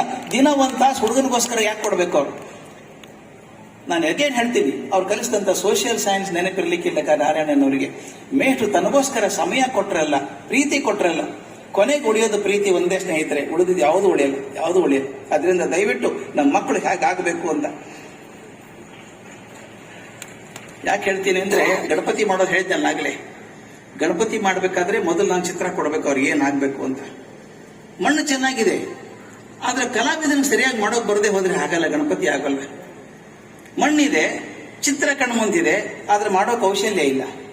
ಇಲ್ಲಿ ನಾನು ಕೂಡ ಹೀಗೆ ಮಕ್ಕಳಿದ್ದಾರೆ, ಹಸಿ ಮಣ್ಣಿದ್ದ ಹಾಗೆ ಕನಸಿದೆ ನಮ್ಮ ಕಣ್ಮುಂದೆ ಎಲ್ಲ ದೊಡ್ಡವರಾಗಬೇಕು ಅಂತ.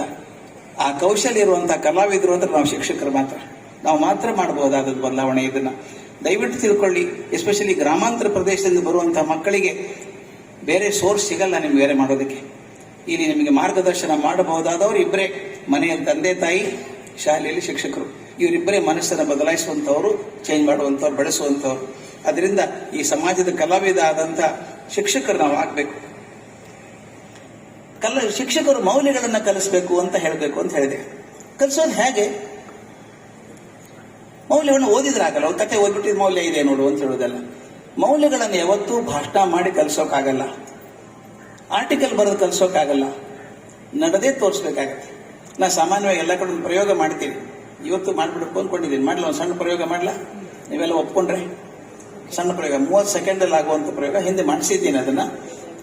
ಅದು ಬೇಡದ ಬೇರೆದು ಮಾಡ್ಬೋದು, ಬೇಕಾದಷ್ಟು ಇದ್ದಾರೆ, ಮಾಡ್ಬೋದು. ಒಂದು ಸಣ್ಣ ಪ್ರಯೋಗ. ದಯವಿಟ್ಟು ಎಲ್ಲರೂ ನಾನು ಹೇಳಿದ ಹಾಗೆ ಮಾತ್ರ ಮಾಡಬೇಕು. ಎಲ್ಲರೂ ದಯವಿಟ್ಟು ನಾನು ಹೇಳಿದ ಹಾಗೆ ಮಾತ್ರ ಮಾಡಬೇಕು. ಎಲ್ಲರೂ ಬಲಗೈ ಮೇಲೆ ಕೆತ್ತಿ, ಎಲ್ಲ ಬೆರಳು ಸೇರಿ ಮುಷ್ಟಿ ಮಾಡಿ, ನಿಧಾನ ಕೈ ಮುಂದೆ ತಗೊಂಡು ಬನ್ನಿ. ಈಗ ನಿಮ್ಮ ತೋರು ಬೆರಳನ್ನು ಮಾತ್ರ ಚಾಚಿ, ಎಲ್ಲ ಬೆರಳು ಬೇಡ, ತೋರು ಬೆರಳನ್ನು ಮಾತ್ರ ಚಾಚಿ. ಈಗ ತಕ್ಷಣ ಚಾಚಿದ ಬೆರಳನ್ನು ಎಡಕ್ಕೆ ಎಣ್ಣೆ ಮೇಲೆ ಇಟ್ಕೊಬಿಡಿ. ಎಲ್ಲಿಟ್ಟಿದ್ದೀರಿ ನೋಡ್ಕೊಳ್ಳಿ. ನಾನು ಏನು ಹೇಳಿದ್ದೆ, ಎಡೆ ಕೆನ್ನೆ ಮೇಲೆ ಇಟ್ಕೊಳ್ಳಿ ಅಂತ ಹೇಳಿದ್ದೆ. ಕೆನ್ನೆ ಯಾವುದು ಗದ್ದ ಯಾವುದು ಗೊತ್ತಲ್ಲ. ನಾ ಮೇಲೆ ನಿಂತು ಈ ಕಡೆ ನೋಡ್ತಿರೋದು ಬಹಳಷ್ಟು ಜನ ಇಲ್ಲಿ ಇಟ್ಕೊಂಡ್ರು, ತಲೆ ಕೆಡಿಸ್ಕೊಡೆ. ಇನ್ ಕೆಲವೊಂದ್ರು ಎಲ್ಲ ಇವನ ಕೆನ್ನೆ ಅಂತಾನೆ ಇಟ್ಕೋತಾನೆ ಇವನು ಅಂತ ಮಾಡಿ ಅವನೇ ಇಟ್ಕೊಂಡು ಅದು ಸರಿ ಇರಬೇಕು ಅಂತ ಇಟ್ಕೊಂಡು. ಇನ್ ಕೆಲವರು ಬಹಳ ಬುದ್ಧಿವಂತರು ಇಟ್ಕೊಂಡು ನಿಧಾನಕ್ಕೆ ಸರಿಸಿದ್ರು ಎಲ್ಗಡೆ, ಏನ್ ತೊಂದರೆ ಇಲ್ಲ. ಇದು 30 ಸೆಕೆಂಡಲ್ಲಿ ಆದಂತಹದ್ದು. ಯಾಕೆ ಹೇಳ್ತೀನಿ ಅಂದ್ರೆ, ನಾನು ನಿಮ್ಗೆ ಮೊದಲು 2 ಸಲ 3 ಸಲ ಒತ್ತಿ ಹೇಳಿದ್ದೆ, ದಯವಿಟ್ಟು ನಾನು ಹೇಳಿದ ಹಾಗೆ ಮಾತ್ರ ಮಾಡಿ ಅಂತ ಹೇಳಿದ್ದೆ. ಆದ್ರೆ ಬಹಳಷ್ಟು ಜನ ನಾನು ಮಾಡಿದ ಹಾಗೆ ಮಾಡಿದ್ವಿ. ದಯವಿಟ್ಟು ಇದನ್ನ ಎಂದೂ ಮರಿಬೇಡಿ. ನಿಮ್ಮ ಶಾಲೆಯಲ್ಲಿ ನಿಮ್ಮ ಮಕ್ಕಳು ನೀವು ಹೇಳಿದ ಹಾಗೆ ಮಾಡುತ್ತಾರೆ ಅಂತ ಭ್ರಮೆ ಬೇಡ. ನೀವು ಮಾಡಿದಂಗೆ ಮಾಡ್ತಾರೆ, ಹೇಳಿದಂಗೆ ಮಾಡಲ್ಲ. ತರಗತಿಗೆ ಸರಿಯಾದ ಸಮಯಕ್ಕೆ ಬರಬೇಕು, ಮೊದಲು ನಾನು ಸರಿಯಾಗಿ ಹೋಗ್ಬೇಕು. ಮಕ್ಕಳು ಕೋಪ ಮಾಡ್ಕೋಬಾರ್ದು, ಮೊದಲು ನಾನು ಮಾಡ್ಕೋಬಾರ್ದು. ಮಕ್ಕಳು ಏನ್ ಇರಬೇಕು ಅಂತ ಅಪೇಕ್ಷೆ ಮಾಡ್ತೀನೋ ಮೊದಲು ನಾನು ಹಾಗಿರ್ಬೇಕಾಗತ್ತೆ. ಒಬ್ಬ ಬಹಳ ದೊಡ್ಡ ಫಿಲಾಸಫರ್ ಹೇಳ್ತಾನೆ, don't tell your student to go on moon, don't tell your student to go on moon, you go first and invite him ಅಂತ.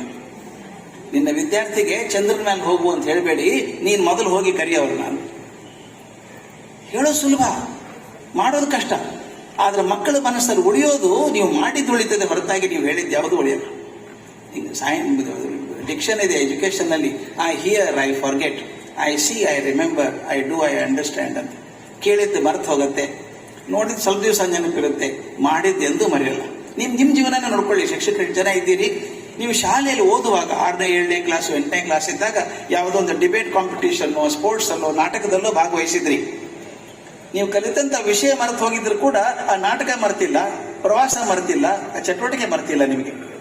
ಆದ್ದರಿಂದ ದಯವಿಟ್ಟು ಮೌಲ್ಯಗಳನ್ನ ಚಟುವಟಿಕೆಗಳ ಮೂಲಕ ಆಗುವಾಗ ಕಲಿಸಿ ಮಾಡಿದ್ರು ಆಗ್ಬೇಕಾಗುತ್ತೆ. ನಮ್ಮ ಮಕ್ಕಳಿಗೆ ಕೊಡಬೇಕಾದದ್ದು ಏನು, ಸೂಟ್ ಕೇಸ್ ಅಂತ ಹೇಳಿದ್ನಲ್ಲ, ನಾನು 3-4 ಇದಾವೆ ಸೂಟ್ ಕೇಸಲ್ಲಿ ಹಾಕಬೇಕಾದದ್ದು.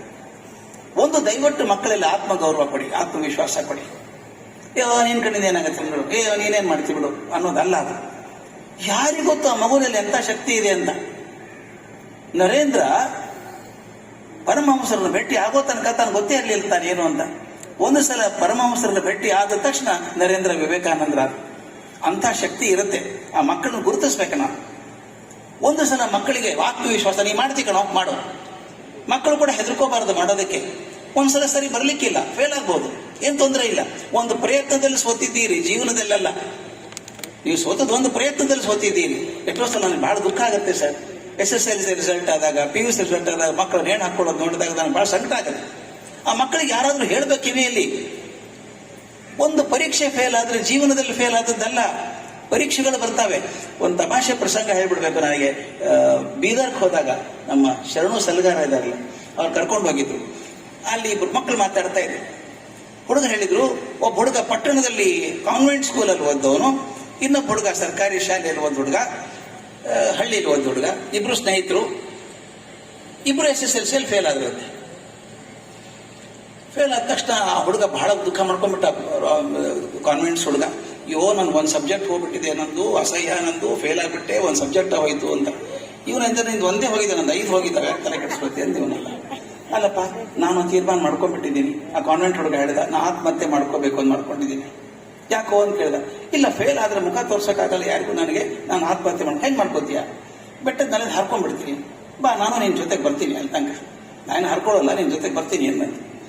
ಮೆತ್ತಂಕ ಹೋದ್ರಂತೆ. ನೀನ್ ಯಾಕೆ ಸಾಯಲ್ವೋ, ನೀನ್ 5 ಸಬ್ಜೆಕ್ಟ್ ಫೇಲ್ ಆಗಿದೆಯಲ್ಲ ಅಂದ್ರಂತೆ. ಅವ ಹೇಳಿದಂತ, ಹುಡುಗ ನೋಡು, ನೀನು ತಪ್ಪು ಮಾಡ್ತಾ ಇದೀಯ, ಹಾರ್ಕೊಂಡು ಸತ್ತು ಹೋದೆ ಅಂತ ಇಟ್ಕೋ, ನಾವು ಪುನರ್ಜನ್ಮ ಅಂತಿದೆ, ಮತ್ತೆ ಹುಟ್ಟಿ ಬರ್ತೀಯ, ಮತ್ತೆ LKG, UKG, first standard, second standard, 10 ವರ್ಷ ಕೊಡ್ಬೇಕು ಮತ್ತೆ ಪರೀಕ್ಷೆಗಳು. ನಾನು ಮುಂದಿನ ಪಬ್ಲಿಕ್ ಎಕ್ಸಾಮ್ ತಗೋತೀನಿ, ಪಾಸ್ ಆಗ್ತೀನಿ ಅಂತ. ಇದು ಆತ್ಮವಿಶ್ವಾಸ ಅಂದ್ರೆ. ನೀನ್ ಮತ್ತೆ ಹುಟ್ಟಿ ಬಂದು 10 ವರ್ಷ ಕಲಿಬೇಕಲ್ಲ, ಮತ್ತೆ ಆಮೇಲೆ ಮತ್ತೆ ಪರೀಕ್ಷೆ ಪಾಸ್ ಆಗೋದು ಫೇಲ್ ಆಗೋದು ವಿಚಾರ. 10 ವರ್ಷ ಯಾಕೆ ವೇಸ್ಟ್ ಮಾಡ್ತೇವೆ? ಒಂದು ಪರೀಕ್ಷೆ 6 ತಿಂಗಳಿಗೆ ಬರುತ್ತೆ. ಈ ಧೈರ್ಯ ಬೇಕಲ್ಲ ಮಕ್ಕಳಿಗೆ. ಆ ಧೈರ್ಯ, ಆತ್ಮವಿಶ್ವಾಸ ಕೊಡಿ ಮಕ್ಕಳಿಗೆ. ಎಂದೂ ಚಿಂತೆ ಇಲ್ಲ, ಮಾಡಪ್ಪ ನೀ ಮಾಡ್ತೀಯ ಅಂತ ಹೇಳ್ಬೇಕಾದ್ದು. ಅದು ಎರಡನೇದು ಬಹಳ ಮುಖ್ಯವಾದಂತ ವಿಷಯ, ತಂದೆ ತಾಯಿ ಬಗ್ಗೆ ಪ್ರೀತಿ. ನಾನು ದಕ್ಷಿಣ ಕನ್ನಡದಲ್ಲಿ ಹೇಳೋದಲ್ಲ, ಸಾಮಾನ್ಯವಾಗಿ ಇದ್ದೇ ಇದೆ, ಇಲ್ಲಿ ನೋಡಿದ್ದೀನಿ. ನಾನು ಬೇರೆ ಕಡೆ ಹೇಳ್ಬೇಕಾದ್ರೆ ಒಂದು ಕ್ಲಾಸಿಕ್ ಎಕ್ಸಾಂಪಲ್ ನಮ್ಮ ಮುಂದೆ ಇದೆ. HS ಶೆಟ್ಟಿ ಅವರು ಮಾಡಿಲ್ವಾ, ತಮ್ಮ ತಂದೆ ಹೆಸರಿಗೆ ಮಾಡ್ತಿದ್ದಾರಲ್ಲ, ತಂದೆ ಮಾಡುವಂಥದ್ದು. ತಂದೆ ತಾಯಿ ಬಗ್ಗೆ ಪ್ರೀತಿ ತೋರಿಸೋದು. ದಯವಿಟ್ಟು ಮಕ್ಕಳಿಗೆ ಹೇಳ್ತೀನಿ, ಇಲ್ಲಿದ್ದಾರೆ, ನಿಮ್ಮ ನಡೆಯಿಂದಾಗಿ, ನಿಮ್ಮ ಮಾತಿನಿಂದಾಗಿ ನಿಮ್ಮ ತಾಯಿ ಕಣ್ಣಲ್ಲಿ ಒಂದು ಹನಿ ನೀರು ಬಂದ್ರೆ ನೀವು ದೊಡ್ಡವರಾಗಲ್ಲ. ಬಹಳ ಕಾಪಾಡ್ಕೋಬೇಕು ತಾಯಿನ. ತಾಯಿ ಅಂತ ಜೀವ ಮತ್ತೊಂದಿಲ್ಲ. ನಿಮಗೇನಾದ್ರೂ ಒಳ್ಳೆ ಮಾರ್ಕ್ಸ್ ಬಂದ್ರೆ ನಿಮಗಿಂತ 100 ಪಟ್ಟು ಸಂತೋಷ ಪಡೋದು ತಾಯಿ. ನಿಮಗೇನಾದ್ರೂ ನೋವಾದ್ರೆ ನಿಮಗಿಂತ 100 ಪಟ್ಟು ದುಃಖ ಪಡೋದು ತಾಯಿ. ಅಂತ ತಾಯಿ ಕೆಲಸ ನಿನಗೇನು ಗೊತ್ತಾಗ ಸುಮ್ಮನಿರಮ್ಮ, ನಿನಗೇನು ಗೊತ್ತು ಸುಮ್ಮನಿರಮ್ಮ ಅನ್ನೋದು ಬೇಡ. ವಿಷಯ ಗೊತ್ತಾಗ್ಲಿಕ್ಕಿಲ್ಲ ಅಮ್ಮನಿಗೆ, ಆದ್ರೆ ಮನಸ್ಸಿನ ನೋವು ಸಂತೋಷ ಅರ್ಥ ಆಗತ್ತೆ. ಆದ್ದರಿಂದ ನಿಮ್ಮನ್ನ ಅತ್ಯಂತ ಪ್ರೀತಿ ಮಾಡುವಂತಹ 2 ಜೀವ ಪ್ರಪಂಚದಲ್ಲಿ, ನಿಮ್ಮಿಂದ ಏನು ಅಪೇಕ್ಷೆ ಮಾಡದೆ ಪ್ರೀತಿ ಮಾಡುವಂತಹ 2 ಜೀವ ಅಂದ್ರೆ ತಾಯಿ ತಂದೆ. ಫಸ್ಟ್ ತಾಯಿ, ಆಮೇಲೆ ತಂದೆ. ಅವ್ರ ಮನಸ್ಸಿಗೆ ನೋವು ಆಗಲಾರ್ದಂಗೆ ಕಲಿಸ್ಬೇಕು. ನೀವು ಶಿಕ್ಷಕರ ಮನಸ್ಸಲ್ಲಿ ಬಿತ್ತಿಸ್ಬೇಕಾ ಹುಡುಗರ ಮನಸ್ಸಲ್ಲಿ, ನೋಡು ಏನೇ ಆದ್ರೂ ಅಡ್ಡಿ ಇಲ್ಲ, ಅಮ್ಮ ಹೇಳ್ದ ಕೇಳ್ಬೇಕು. ಯಾರು ಅಮ್ಮ ಹೇಳ್ದಂಗೆ ಕೇಳ್ತಾ ದೊಡ್ಡವರಾಗ್ತಾ ಇರ್ಬೇಕಾದ್ರೆ ದೇವ್ರನ್ನ ನೋಡೋ ಕಾರಣ ಇಲ್ಲ ಸ್ವಾಮಿ. ನೀವು ತಾಯಿ ನೋಡಿದ್ರೆ ದೇವ್ರು ನೋಡೋ ಕಾರಣ ಇಲ್ಲ. ನಮ್ಗೆ ಎಷ್ಟೋ ಸಲ ಡೌಟ್ ಬರುತ್ತೆ, ದೇವ್ರು ಕೂಡ ತಾಯಿಯಷ್ಟು ಪ್ರೀತಿ ಮಾಡೋಕೆ ಸಾಧ್ಯ ಇಲ್ಲ ಅಂತ. ತಾಯಿ ಮಕ್ಕಳಿಗೆ ಕಲಿಸ್ಬೇಕು, ಹೆಜ್ಜೆ ಹೆಜ್ಜೆ ಕಲಿಸ್ಬೇಕು ಶಾಲೆಯಲ್ಲಿ. ಅಮ್ಮನ ಮನಸ್ಸಿಗೆ ನೋವು ಮಾಡಬೇಡ, ಅಪ್ಪನ ಮನಸ್ಸಿಗೆ ನೋವು ಮಾಡಬೇಡ. ಯಾಕಂದ್ರೆ ನಾಳೆ ಇವರಿಗೋಸ್ಕರ ಬದುಕುವಂತ ಜೀವ ಅದು. ದೊಡ್ಡ ಮೌಲ್ಯ ಅದನ್ನು ಹಾಕ್ಬೇಕು. ತಮ್ಮ ಭಾಷೆಯ ಬಗ್ಗೆ ಪ್ರೀತಿ ಮಕ್ಕಳಿಗೆ ಕಲಿಸಿ. 3ನೇದು, ನನ್ನ ಭಾಷೆ ಬಗ್ಗೆ ಪ್ರೀತಿ. ಅಯ್ಯೋ ನನಗೆ ಇಂಗ್ಲೀಷೇ ಬರಲ್ಲ, ಬಿಡಿ ಏನ್ ತೊಂದರೆ ಆಯ್ತು. ನನ್ನ ಸ್ನೇಹಿತ ಇದ್ದಾನೆ ಕನಕಪುರದಲ್ಲಿ, ಗುಂಡಣ್ಣ ಅಂತ, ಗ್ರನೈಟ್ ವ್ಯಾಪಾರ ಮಾಡ್ತಾನೆ. ಕೋಟಿಗಟ್ಟಲೆ ವ್ಯಾಪಾರ ಮಾಡ್ತಾನೆ, ಗ್ರನೈಟ್ ವ್ಯಾಪಾರ. 3 ತಿಂಗಳಿಗೊಮ್ಮೆ ಜಪಾನಿಗೆ ಹೋಗ್ತಾನೆ, ಅಲ್ಲೆಲ್ಲಿ ಬೇರೆ ಇಂಗ್ಲೆಂಡಿಗೆ ಹೋಗ್ತಾನೆ. ನಾ ಕೇಳಿದೆ, ಗುಂಡಣ್ಣ ನಿನಗೆ ಇಂಗ್ಲೀಷೇ ಬರಲ್ಲಲ್ಲೋ, ಹೆಂಗ್ ವ್ಯಾಪಾರ ಮಾಡ್ತೇನೆ ಅಂದೆ. ಇಂಗ್ಲೀಷ್ ಆಗ್ಬೇಕು ಅಂತ ಅವನು. ನಂಬರ್ ಸಾಕು, ನನ್ನ ನಂಬರ್ 1 ಟನ್ನಿಗೆ ಎಷ್ಟೋ ಬರ್ಕೊಂಡು ಹೋಗಿದ್ದೀನಿ. ಅಲ್ಲಿ ಹೋಗ್ತೀನಿ, ಅವ್ರು ಮಾತಾಡೋರು ಇರ್ತಾರೆ, ಇಂಗ್ಲೀಷು ಕನ್ನಡ ಮಾತಾಡೋರು ಇರ್ತಾರೆ. ನಾನೇನು ಮಾತಾಡಲ್ಲ, ಅವ್ರು ಮಾತಾಡ್ತಾರೆ. ನನ್ನ ಅಮೌಂಟ್ ಮ್ಯಾಲೆ ಬಂತೋ ತಗೋತೀನಿ, ಇದ್ರೆ ತಗೊಳ್ಳಲ್ಲ, ಅಷ್ಟೇ ಮುಗಿದಾಯ್ತು. ಅವ್ನು ಇಂಗ್ಲೀಷ್ ಹಾಕ್ಬೇಕು ಅಂತ ಅವನು ನೋಡಿ, ಅವ್ನಿಗೆ ಏನು ಇಂಗ್ಲೀಷ್ ಬರೋದು, ಅವ್ನು ಕೊಟ್ಟೆ ಅಂತ ವ್ಯವಹಾರ ಮಾಡ್ತಾನೆ. ನಮಗೆ ಕೇಳಿರ್ಬೇಕು, ಇಂಗ್ಲೀಷೇ ಬರಲ್ಲ, ಏನು ಚಿಂತೆ ಮಾಡಬೇಡಿ. ಎಂಥ ಭಾಷೆನಾದ್ರೂ 3 ತಿಂಗಳಲ್ಲಿ ಕಲಿಬಹುದು, ಚೆನ್ನಾಗಿ ಕಲಿಬಹುದು. ಅದರಿಂದ ಕೀಳರ ಮೇಲೆ ಯಾವತ್ತೂ ಬೇಡ. ನಿಮ್ಮ ಭಾಷೆ ಬಗ್ಗೆ ಕೂಡ ನನ್ನ ಭಾಷೆ ಒಳ್ಳೇದಲ್ಲ ಅಂತ ಬರೋದು ಬೇಡ. ನಿಮ್ಮ ಭಾಷೆ ತುಂಬಾ ಚೆನ್ನಾಗಿದೆ, ಭಾಷೆ ಬೆಳೆಸ್ಕೊಳ್ಳಿ. ಅದೇ ನಿಮ್ಮ ಕೈ ಹಿಡಿಯೋದು. ಕೊನೆಯದೊಂದು ನಮ್ಮ ದೇಶ ಪ್ರೇಮ. ನಮ್ಮ ದೇಶ ಪ್ರೇಮ ಮಾತ್ರ ಮಕ್ಕಳಿಗೆ ಕಲಿಸ್ಬೇಕಪ್ಪ. ನನಗೆ ಬಹಳ ಸಂಕಟಾಗುತ್ತೆ ಎಷ್ಟೋ ಸಲ ಹೋದಾಗ, ಬೇರೆ ದೇಶಕ್ಕೆ ಹೋದಾಗ ನಾವು ಗಟ್ಟಿಯಾಗಿ ಹೇಳ್ಬೇಕು, ನಾವು ಇಂಡಿಯನ್ಸ್, ನಾವು ಭಾರತೀಯರು ಅಂತ ಹೇಳ್ಬೇಕು. ನಮ್ಮ ಭಾರತದ ಸುಂದರವಾದ ದೇಶ ಪ್ರಪಂಚದಲ್ಲಿ ಎಲ್ಲೂ, ನಾನು ಬಹಳ ಸುತ್ತಿದ್ದೀನಿ, ಜಗತ್ತನ್ನು ಬಹಳ ಸುತ್ತಿದ್ದೀನಿ. ಆದ್ರೆ ಭಾರತದಂತ ಸುಂದರ ಪ್ರದೇಶ ಎಲ್ಲೂ ಸಿಗ್ಲಿಲ್ಲ. ನಾನು ನಿಮ್ಮ ಮುಂದೆ ಹೇಳ್ತಿದ್ದೀನಿ ಅಂತಲ್ಲ, ಎಷ್ಟು ಚಂದದ ದೇಶ ರೀ. ನಾನು ಬೆಳಿಗ್ಗೆ ಬರ್ಬೇಕಾದ್ರೆ ವಿಶ್ವನಾಥ್ ಅವ್ರು ಹೇಳ್ತಾ ಇದ್ದೆ ಫ್ಲೈಟ್ ಅಲ್ಲಿ, ನೀವು ಅಮೆರಿಕದಲ್ಲಿ ಬೆಳಗ್ಗೆ ವಾಕಿಂಗ್ ಹೋದ್ರೆ ದಿನಕ್ಕೆ 100 ಜನ ಇದ್ರೆ 100 ಜನ ಅಂತಾರೆ ಹಾಯ್ ಗುಡ್ ಮಾರ್ನಿಂಗ್ ಅಂತಾರೆ. ಒಬ್ಬರು ಮನೆ ಕರೆದು ಒಂದು ಕಪ್ ಚಾ ಕೊಡಲ್ಲ. ನಮ್ಮ ಭಾರತದಲ್ಲಿ ಹಂಗಲ್ಲ. ಬಸ್ಸಲ್ಲಿ ಪ್ರಯಾಣ ಮಾಡಿ, ಟ್ರೈನಲ್ಲಿ ಪ್ರಯಾಣ ಮಾಡಿ 4 ತಾಸು ಮಾಡಿದ್ರೆ 3 ಜನ ಪರ್ಮನೆಂಟ್ ಫ್ರೆಂಡ್ಸು. ನಮ್ಮ ಮನೇಲಿ ಬಂದಿದ್ಬಿಡಿ, ನೀವು ಅಲ್ಲೇ ಹೋಗ್ತೀರಿ, ಇಲ್ಲೇ ಬನ್ನಿ ನಮ್ಮ ಮನೆಗೆ. ಈ ಅಂತಃಕರಣ ಪ್ರೀತಿ ನಮ್ಮ ದೇಶ ಬಿಟ್ಟರೆ ಎಲ್ಲೂ ಇಲ್ಲ. ಅರ್ನ್ಸ್ಟ್ ಅಂಡ್ ಯಂಗ್ ಅಂತ ಒಂದು ಕಂಪನಿ ಇದೆ, ಬಹಳ ದೊಡ್ಡ ಕಂಪನಿ, ಅಕೌಂಟಿಂಗ್ ಕಂಪನಿ ಅದು. ಅದು ಎಕ್ಸಿಕ್ಯೂಟಿವ್ ವೈಸ್ ಪ್ರೆಸಿಡೆಂಟ್ ಬೇಕಾದವ್ರು ಶಾರದಾ ಚರು ಅಂತ ನ್ಯೂಯಾರ್ಕ್ ಅಲ್ಲಿ ಇರ್ತಾರೆ. ನಾ ಪ್ರತಿ ವರ್ಷ ಹೋದಾಗ 1 ವಾರ ಅವ್ರ ಜೊತೆಗಿರ್ತೀನಿ. ಆಕೆ ನಮ್ಮ ಸಂಸ್ಥೆ ಕರ್ಕೊಂಡು ಬಂದಿದ್ದೆ ಬೆಂಗಳೂರಿಗೆ. ನಮ್ಮ ಹೆಣ್ಮಕ್ಳು ಏನ್ ಮಾಡಿದ್ರು, ಆಕೆ ಹೆಣ್ಮಗಳಿಗೆ ಅಂತ ಹೇಳಿ ಕುಂಕುಮ ಹಚ್ಚಿ ಆರತಿ ಮಾಡಿ ಕರ್ಕೊಂಡ್ರು ಆಫೀಸ್ ಒಳಗೆ. ನಮ್ಮ ಭಾರತದ ಸಂಪ್ರದಾಯ ಅದು. ಆಕೆ ಕಣ್ಣಲ್ಲಿ ನೀರಿತ್ತು. ಶೈನಲ್ಲಿ ಹೋದ್ರು, I am sorry, I am crying, I don't know why I am crying ಅಂದು. ಆಕೆ ಹೇಳಿದ್ರು, ಇಂಥ ಅಂತಃಕರಣ ಎಲ್ಲೂ ಕಾಣಲಿಲ್ಲ ನಾನು. ಯಾವುದೋ ಹುಡುಗಿ ನಾನು ಬಂದಿದ್ದೇನೆ ಬೇರೆ ದೇಶದಿಂದ, ನನ್ನನ್ನ ಕುಂಕುಮ ಹಚ್ಚಿ ಆರತಿ ಮಾಡಿ ಮನೆ ಕರ್ಕೊಂಡು ಹೋಗ್ತಾರಲ್ಲ, ಇದಂತ ಪ್ರೀತಿ ಎಲ್ಲಿ ತೋರಿಸ್ತಾರೆ ನಮ್ಗೆಲ್ಲರೂ? ಈ ಭಾರತ ದೇಶದಲ್ಲಿ ಇರೋದು ಸಂಬಂಧಗಳ ಮುಖ್ಯ. ದಯವಿಟ್ಟು ಮಕ್ಕಳೇ, ಸ್ನೇಹಿತರೆ, ದಯವಿಟ್ಟು ಸಂಬಂಧಗಳ ಬಗ್ಗೆ ಹೇಳಿಕೊಡಿ ಮಕ್ಕಳಿಗೆ. ನಾನು ಭಾರತೀಯ ಅಂತ ಇಟ್ಕೊಳ್ಳಿ ಮುಖ್ಯ. ನಾನು ಮೊದಲು ಭಾರತದವನು, ಆಮೇಲೆ ಬೇರೆ ಪ್ರಾಂತ್ಯಕ್ಕೆ ಸೇರಿದವನು. ನಾನು ಕನ್ನಡದ ಬಗ್ಗೆ ತುಂಬಾ ಪ್ರೀತಿ ಇದೆ. ನನ್ನ ಕನ್ನಡದ ಪ್ರೀತಿ ಮತ್ತೊಂದು ಭಾಷೆಯ ವಿರುದ್ಧವಾಗಬಾರ್ದು. ಎಲ್ಲ ಭಾಷೆಗಳನ್ನು ಪ್ರೀತಿ ಮಾಡ್ತೇನೆ. ನನ್ನ ತಾಯಿ ನಾನು ಪ್ರೀತಿ ಮಾಡ್ತೇನೆ, ಮತ್ತೊಬ್ಬ ತಾಯಿಯನ್ನು ದ್ವೇಷ ಮಾಡಬೇಕು ಅಂತ ಇಲ್ಲ. ಆದ್ರಿಂದ ನಮ್ಮ ಮಕ್ಕಳಿಗೆ ದೇಶದ ಬಗ್ಗೆ ಅತ್ಯಂತ ಪ್ರೀತಿಯನ್ನು ಹಾಕೊಡ್ಬೇಕು. ಇನ್ನು ಜಾಸ್ತಿ ಮಾತಾಡಲ್ಲ, ಯಾಕಂದ್ರೆ ಸಭಾ ಕಾರ್ಯಕ್ರಮ. ಆದ್ರಿಂದ ನಮ್ಮ ಮಕ್ಕಳನ್ನ ಹೆಂಗೆ ತಯಾರು ಮಾಡಬೇಕು ಅಂದ್ರೆ, ಒಂದು ಕೆಲಸ ಹೇಳಿದ್ರೆ 10 ಕೆಲಸ ಮಾಡ್ಕೊಂಡ್ ಬರಂಗ್ ಕಲಿಸ್ಬೇಕು. ನಾವು ಪಟ್ಟಣದಲ್ಲಿ ಮಕ್ಕಳನ್ನ ತುಂಬಾ ಕೆಡಿಸ್ಬಿಟ್ಟಿದೀವಿ. ಅವರಿಗೆ ಎಲ್ಲ ನಾವೇ ಮಾಡೋದು. ಮಕ್ಕಳಿಗೆ ಶೂ ಲೇಸ್ ಕೂಡ ನಾವೇ ಕಟ್ಟೋದು, ಬ್ಯಾಗ್ ನೋಡ್ತಿರ್ಬೇಕು. ಪಟ್ಟಣದಲ್ಲಿ ಬೆಂಗಳೂರಿನಂತ ನಾನು ನೋಡ್ತೀನಿ, ನರ್ಸರಿ ಕ್ಲಾಸಿಗೆ ಮಕ್ಕಳು ಹೋಗ್ತಿದ್ರೆ ಆ ಹುಡುಗಿ ಮುಂದೆ ರಾಜ ರಾಣಿ ಹೋದಂಗೆ ಹೋಗ್ತಿರ್ತಾರೆ, ಕೈ ಬೀಸ್ಕೊಂಡು. ಹಿಂದೆ ಅಮ್ಮ ಬ್ಯಾಗು, ವಾಟರ್ ಬಾಟ್ಲು, ಟಿಫಿನ್ಗೆ ಎತ್ಕೊಂಡು ಹೊಡ್ತಿರು. ಯಾಕೆ? ಕೊಡಿ ಒಂದ್ ಸ್ವಲ್ಪ ಹೊತ್ಕೊಳ್ಳಿ, ತೊಂದರೆ ಇಲ್ಲ, ಅಭ್ಯಾಸ ಆಗ್ಲಿ ಅವನಿಗೆ. ಎಲ್ಲವನ್ನೂ ನಾವೇ ಬಿಡು ನಾ ಮಾಡ್ತೀನಿ ಬಿಡು ಬೆಳೆಸೋದೇ ಇಲ್ಲ ಅವ್ರಿಗೆ. ಒಂದು ಕೆಲಸ ಇದ್ರೆ ಅಷ್ಟೇ ಮಾಡ್ಕೊಂಡ್ ಬರ್ತಾರೆ. ಅವ್ರು ನೆನಪಾದದ್ದು ನಾನೇ ಒಂದು ಕತೆ ಬರೆದಿದ್ದೆ, ಅದು ಹೇಳಿ ನಿಲ್ಲಿಸ್ತೀನಿ. ಗುಂಡಣ್ಣ ಕಿಟ್ಟಣ್ಣ ಅಂತ ಇಬ್ಬರಿದ್ರು. ಇಬ್ರು ಕ್ಲಾಸ್ಮೇಟ್ಸ್. ಒಂದೇ ಶಾಲೆಯಲ್ಲಿ ಒಂದೇ ಬೆಂಚ್ ಮೇಲೆ ಕೂತವರು. ಶಾಲೆ ಮಾಡಿದ್ರು, ಕಾಲೇಜ್ಗೆ ಒಂದೇ ಕಾಲೇಜ್ಗೆ ಹೋದ್ರು, ಒಂದೇ ಬೆಂಚ್ ಮೇಲೆ ಅಲ್ಲೂ ಡಿಗ್ರಿ ಒಂದೇ ಸಲ ಪಾಸ್ ಮಾಡಿದ್ರು, ಇಬ್ರಿಗೂ ಅಷ್ಟೇ ಮಾರ್ಕ್ಸ್ ಬಂತು. ಒಂದು ಕಂಪನಿ ಸೇರ್ಕೊಂಡ್ರು. ದೊಡ್ಡ ಹಣ್ಣು ಮಾರುವಂತ ದೊಡ್ಡ ಅಂಗಡಿ ಅದು, ದೊಡ್ಡ ಶಾಪಿಂಗ್ ಮಾಲ್, ಹಣ್ಣು ಮಾರುವಂತ ಬರೀ. ಗುಂಡಣ್ಣ ಸೇರ್ಕೊಂಡ, ಕಿಟ್ಟಣ್ಣ ಸೇಮ್ ಡೇ ಸೇರ್ಕೊಂಡ. ಒಂದು ವರ್ಷಕ್ಕೆ ಕಿಟ್ಟಣ್ಣಗೆ ಪ್ರಮೋಷನ್ ಆಯ್ತು, ಗುಂಡಣ್ಣಗೇನು ಪ್ರಮೋಷನ್ ಬರಲಿಲ್ಲ. ಇನ್ನೊಂದು ಪ್ರಮೋಷನ್ ಆಯ್ತು ಗುಂಡಣ್ಣಗೆ 2ನೇ ವರ್ಷ. 3ನೇ ವರ್ಷ 3ನೇ ಪ್ರಮೋಷನ್ ಕಿಟ್ಟಣ್ಣನಿಗೆ. ಎಲ್ಲಿ ಬಂದ್ಬಿಡ್ತು ಅಂದ್ರೆ ಗುಂಡಣ್ಣ ಕಿಟ್ಟಣ್ಣ ರಿಪೋರ್ಟ್ ಮಾಡ್ಕೊಳ್ಳಂಗ ಆಗ್ಬಿಡ್ತು. ಮನಸ್ಸು ಚುಚ್ಚಿಬಿಡ್ತು. ಇಬ್ರು ಒಂದೇ ಸಲ ಸೇರ್ಕೊಂಡವರು, ನನ್ನ ಬಾಸ್ ಆಗ್ಬಿಟ್ಟ ಇವನು, ಕೇಳಿಬಿಡ್ತೀನಿ ಯಜಮಾನ್ರಿಗೆ ಅಂತ ಹೋದ. ಯಜಮಾನ್ರೆ, ಅನ್ಯಾಯ ಮಾಡ್ತಿದ್ದೀರಿ, ನಾವಿಬ್ರು ಒಂದೇ ತರ ಕಲ್ತವ್ರು, ಒಂದೇ ಮಾರ್ಕ್ಸ್ ತಗೊಂಡವ್ರು, ಒಂದೇ ಸಲ ಸೇರ್ಕೊಂಡವ್ರು, ಅವನಿಗೆ 3 ಪ್ರಮೋಷನ್ ಕೊಟ್ಟು ನನ್ನ ಮೇಲೆ ಬಾಸ್ ಮಾಡಿದ್ರಿ, ನನ್ಗೆ ಯಾಕೆ ಕೊಟ್ಟಿಲ್ಲ, ಅನ್ಯಾಯ ಅಲ್ವಾ ಇದು? ಅವ್ರು ಕೇಳ್ಕೊಂಡ್ರಂತ. 1 ನಿಮಿಷ ಏರು ಗುಂಡಣ್ಣ, ಕೆಲಸ ಮಾಡು, ನಮಗೆ ಬೇಸಿಗೆ ಬರ್ತಾ ಇದೆ ಸ್ವಲ್ಪ ದಿವಸಕ್ಕೆ, ಈ ಕಲ್ಲಂಗಡಿ ಹಣ್ಣು ಬರ್ತಾವಲ್ಲ ಮಾರ್ಕೆಟಲ್ಲಿ, ಕಲ್ಲಂಗಡಿ ಹಣ್ಣು ಬಂದಿದೆ ನೋಡ್ಕೊಂಬಾ ಅಂದ್ರು. ಇವ್ ನಾನು ಕೇಳೋದು ಪ್ರಮೋಷನ್, ಇವ್ರು ಕಲ್ಲಂಗಡಿ ಹಣ್ಣು ಹೇಳ್ತಾರಲ್ಲ, ನೀ ಕೇಳ್ಕೊಂಬಾರಯ್ಯ, ಆಮೇಲೆ ಪ್ರಮೋಷನ್ ಮಾತಾಡೋಣ. ಗುಂಡಣ್ಣ ಹೋದ, ಬಂದ ಅರ್ಧ ಗಂಟೆಗೆ. ಸರ್, ಕಲ್ಲಂಗಡಿ ಹಣ್ಣು ಜಾಸ್ತಿ ಇಲ್ಲ, ಒಂದು ಅಂಗಡಿಯಲ್ಲಿ ಇದೆ, ಎಷ್ಟಿದೆ ಅದನ್ನು ಕೇಳಿಲ್ಲ ಸರ್, ನಾನು ಕೇಳ್ಕೊಂಬ. ಹೋದ. ಸರ್, ಒಂದು 30 ಕಿಲೋ ಇದೆ ಅಂತಾರೆ ಕಡೆ. ಸರ್, ರೇಟ್ ಏನಂತೆ? ರೇಟು ಕೇಳಿಲ್ಲ ಸರ್. ಮತ್ತೆ ಹೋದ, ರೇಟ್ ಕೇಳ್ಕೊಂಡ್ಬರ್ತೀನಿ ಅಂತ. ಅಲ್ಲೋ ಅವರು 150 kg ಬೇಕು ಅಂತ ತರಿಸ್ಕೊಡ್ತಾರ ಅಂತವ್ರು, ಅದನ್ನು ಕೇಳಲಿಲ್ಲ ಸರ್. ಮತ್ತೆ ಹೋದ. ಆಗ ಕಿಟ್ಟಣ್ಣನ ಕರೆದ್ರಂತೆ ಬಾಸ್. ಕಿಟ್ಟಣ್ಣ, ಕಲ್ಲಂಗಡಿ ಹಣ್ಣು ಬಂದಿ ನೋಡ್ಕೊಂಬ, ಮಾರ್ಕೆಟಲ್ಲಿ ಬೇಸಿಗೆ ಬರ್ತಾ ಇದೆ ಅಂತ ಸ್ಟೋರ್ ಮಾಡ್ಬೇಕು ನಾವು ಅಂದ್ರೆ. ನನಗೊಂದು 3-4 ತಾಸು ಟೈಮ್ ಬೇಕು ಸರ್ ಅಂತ. ಒಬ್ಬ 4 ತಾಸಿಗೆ ಬಂದ ಕಿಟ್ಟಣ್ಣ. ಹೇಳ್ದ, ಸರ್, ಮಾರ್ಕೆಟಲ್ಲಿ 2 ಅಂಗಡಿಯಲ್ಲಿ ಇರೋದು 30 ರೂಪಾಯಿ 30 kg ಇದೆ ಅಂತ, ಜಾಸ್ತಿ ಇಲ್ಲ, 20 ರೂಪಾಯಿ kg ಹೇಳ್ತಾನೆ ಸರ್ ಅವನು, ಬಹಳ ಜಾಸ್ತಿ ಆಯ್ತು. ನಾನೇನ್ ಮಾಡಿದೆ, ಹೋಲ್ಸೇಲ್ ಕಡೆ ಹೋದೆ. ಅವ್ರು ಹೇಳಿದ್ರು 15 ರೂಪಾಯಿಗೆ ಕೊಡ್ತೀವಿ ಅಂತ ಹೇಳಿದ್ದಾರೆ ಸರ್. ನಾನು ಎಲ್ಲಿಂದ ಬರ್ತದೆ ಹೋಲ್ಸೇಲ್ಗೆ ಅಂತ ಕೇಳಿದೆ. ಮಹಾರಾಷ್ಟ್ರದಲ್ಲಿ ಕೋಲಾಪುರ ಹತ್ರ ಕನೇರಿ ಅಂತಿದೆ, ಅಲ್ಲಿಂದ ಬರ್ತದೆ ಅಂತ ಅವರಿಗೆ ಫೋನ್ ಮಾಡಿದೆ ಸರ್ ನಾನು. ಅವ್ರು ಹೇಳಿದ್ರು 12 ರೂಪಾಯಿಗೆ ತಂದು ಕೊಡ್ತೀನಿ ನಿಮ್ಮ ಅಂಗಡಿಗೆ ಅಂತ ಹೇಳಿದ್ರು. ಬೇಕಾದಷ್ಟು ಟ್ರಕ್ ಗಟ್ಟಲೆ ಕೊಡ್ತಾರಂತೆ. ನಾನು ಬೆಳೆಗಾರರ ಸಂಘ ಇದೆ, ಅವ್ರಿಗೆ ಫೋನ್ ಮಾಡಿದೆ. ಅವ್ರು ಹೇಳಿದ್ರು, ನೀವು ಯಾಕೆ ಚಿಂತೆ ಮಾಡ್ತೀರಿ, 9 ರೂಪಾಯಿಗೆ ನಿಮ್ಮ ಅಂಗಡಿ ತಂದು ಹಾಕಿ ಹೋಗ್ತೀವಿ ಅಂತಂದ್ರು ಸರ್. ತಗೋಬಹುದು ಸರ್ ಅವ್ರ ಕಡೆಯಿಂದ, ಅವ್ರು ಬೇಕಂದ್ರೆ ಟನ್ ಗಟ್ಟಲೆ ಕೊಡ್ತಾರೆ, ಬೇಕಾದಷ್ಟು ಕೊಡ್ತಾರೆ ಅಂತ. ಗುಂಡಣ್ಣ ಅಲ್ಲೇ ಕೂತಿದ್ದ. ಗುಂಡಣ್ಣ ಎದ್ದ, ಸ್ವಾಮಿ, ಅವನು ಪ್ರಮೋಷನ್ ಕೊಟ್ಟರೆ ಸರಿ ಆಯ್ತು ಬಿಡಿ.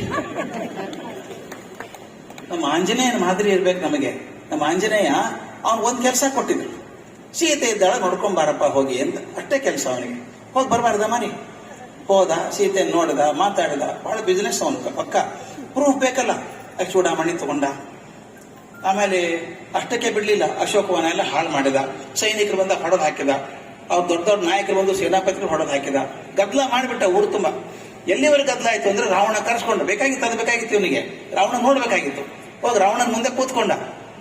ನೀ ಯಾರು ಅಂತ ಕೇಳಿದ ರಾವಣ. ನಾನು ಶ್ರೀರಾಮಚಂದ್ರನ ದಾಸ. ನಾನು ಎಷ್ಟು ಅಶಕ್ತ ದಾಸ ಅಂದ್ರೆ ನಮ್ಮ ಇಡೀ ಸೈನ್ಯದ ನನ್ನಂತ ಅಶಕ್ತರು ಇನ್ಯಾರೂ ಇಲ್ಲ. ಯಾಕೆ ಹೇಳ್ದ ಗೊತ್ತಾ?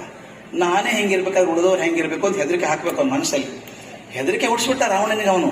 ಈ ಕೋತಿನ ಹೆಂಗಿರ್ಬೇಕಾದ್ರೆ ರಾಮ ಹೆಂಗಿರ್ಬೇಕು? ಅವನ ಬಾಲಕ್ ಬೆಂಕಿ ಹಚ್ಚು ಅಂದ. ನೋಡಿ, ಸೀಮೆ ಎಣ್ಣೆನೂ ಅವ್ರದೇ, ಬಟ್ಟೆನೂ ಅವ್ರದೇ, ಹಚ್ಕೊಂಡು ಊರೆಲ್ಲ ಸುಟ್ಟು ಬಂದ, ಹೆದರಿಸಿ ಬಂದ. ಒಂದು ಹೆದರಿಕೆ ಹುಡ್ಸಿ ಬಂದ. ಒಂದು ಕೆಲಸ ಹೇಳಿದ 10 ಕೆಲಸ ಮಾಡ್ಕೊಂಡ್ ಬಂದಲ್ಲ. ಅದಕ್ಕೆ ನಮ್ಮ ಗುಂಡಪ್ಪನವ್ರು ಬಹಳ ಚಂದ ಹೇಳೋರು. ಆಂಜನೇಯ ಎಂಥ ಒಳ್ಳೆ ದಾಸ ಆದ, ಸೇವಕ ಆದ ಅಂದ್ರೆ ಒಂದು ಮಾತು ಬರ್ತದೆ. ಲಕ್ಷ್ಮಣನಿಗೆ ಬಾಣ ಹೊಡಿತ ಬಿದ್ದು ಬೀಳಿದಾಗ ಲಕ್ಷ್ಮಣ ಎಚ್ಚರ ತಪ್ಪಿ ಬೀಳ್ತಾನೆ. ಲಕ್ಷ್ಮಣ ಸತ್ತೋದ ಅನ್ಕೊಂಡ. ಸುಶೇಣ ಹೇಳ್ತಾನೆ, ಸತ್ತಿಲ್ಲ, ಸಂಜೀವನಿ ತಂದ್ರೆ ಬದುಕ್ತಾನೆ. ಸಂಜೀವನಿ ತರಬೇಕಾದ್ರೆ ಆಂಜನೇಯನ ಬೇಕಲ್ಲ, ಹೊರಟಿದ್ದ. ಇದು ವಾಲ್ಮೀಕಿ ಮಾತು. ಗುಂಡಪ್ಪನವ್ರು ಹೇಳೋದನ್ನು ಕೇಳಿದ್ದೀನಿ ಮುಂದೆ. DVG ಹೇಳೋರು ನಮ್ಗೆ ಪಾಠ. ಕಣ್ಣಲ್ಲಿ ನೀರು ಸುರಿತಿದ್ದು, ಅಷ್ಟು ತನ್ಮಯತೆಯಿಂದ ರಾಮಾಯಣ ಪಾಠ ಮಾಡಿದವರು ನಾನು ಕೇಳಿಲ್ಲ ಇದುವರೆಗೂ.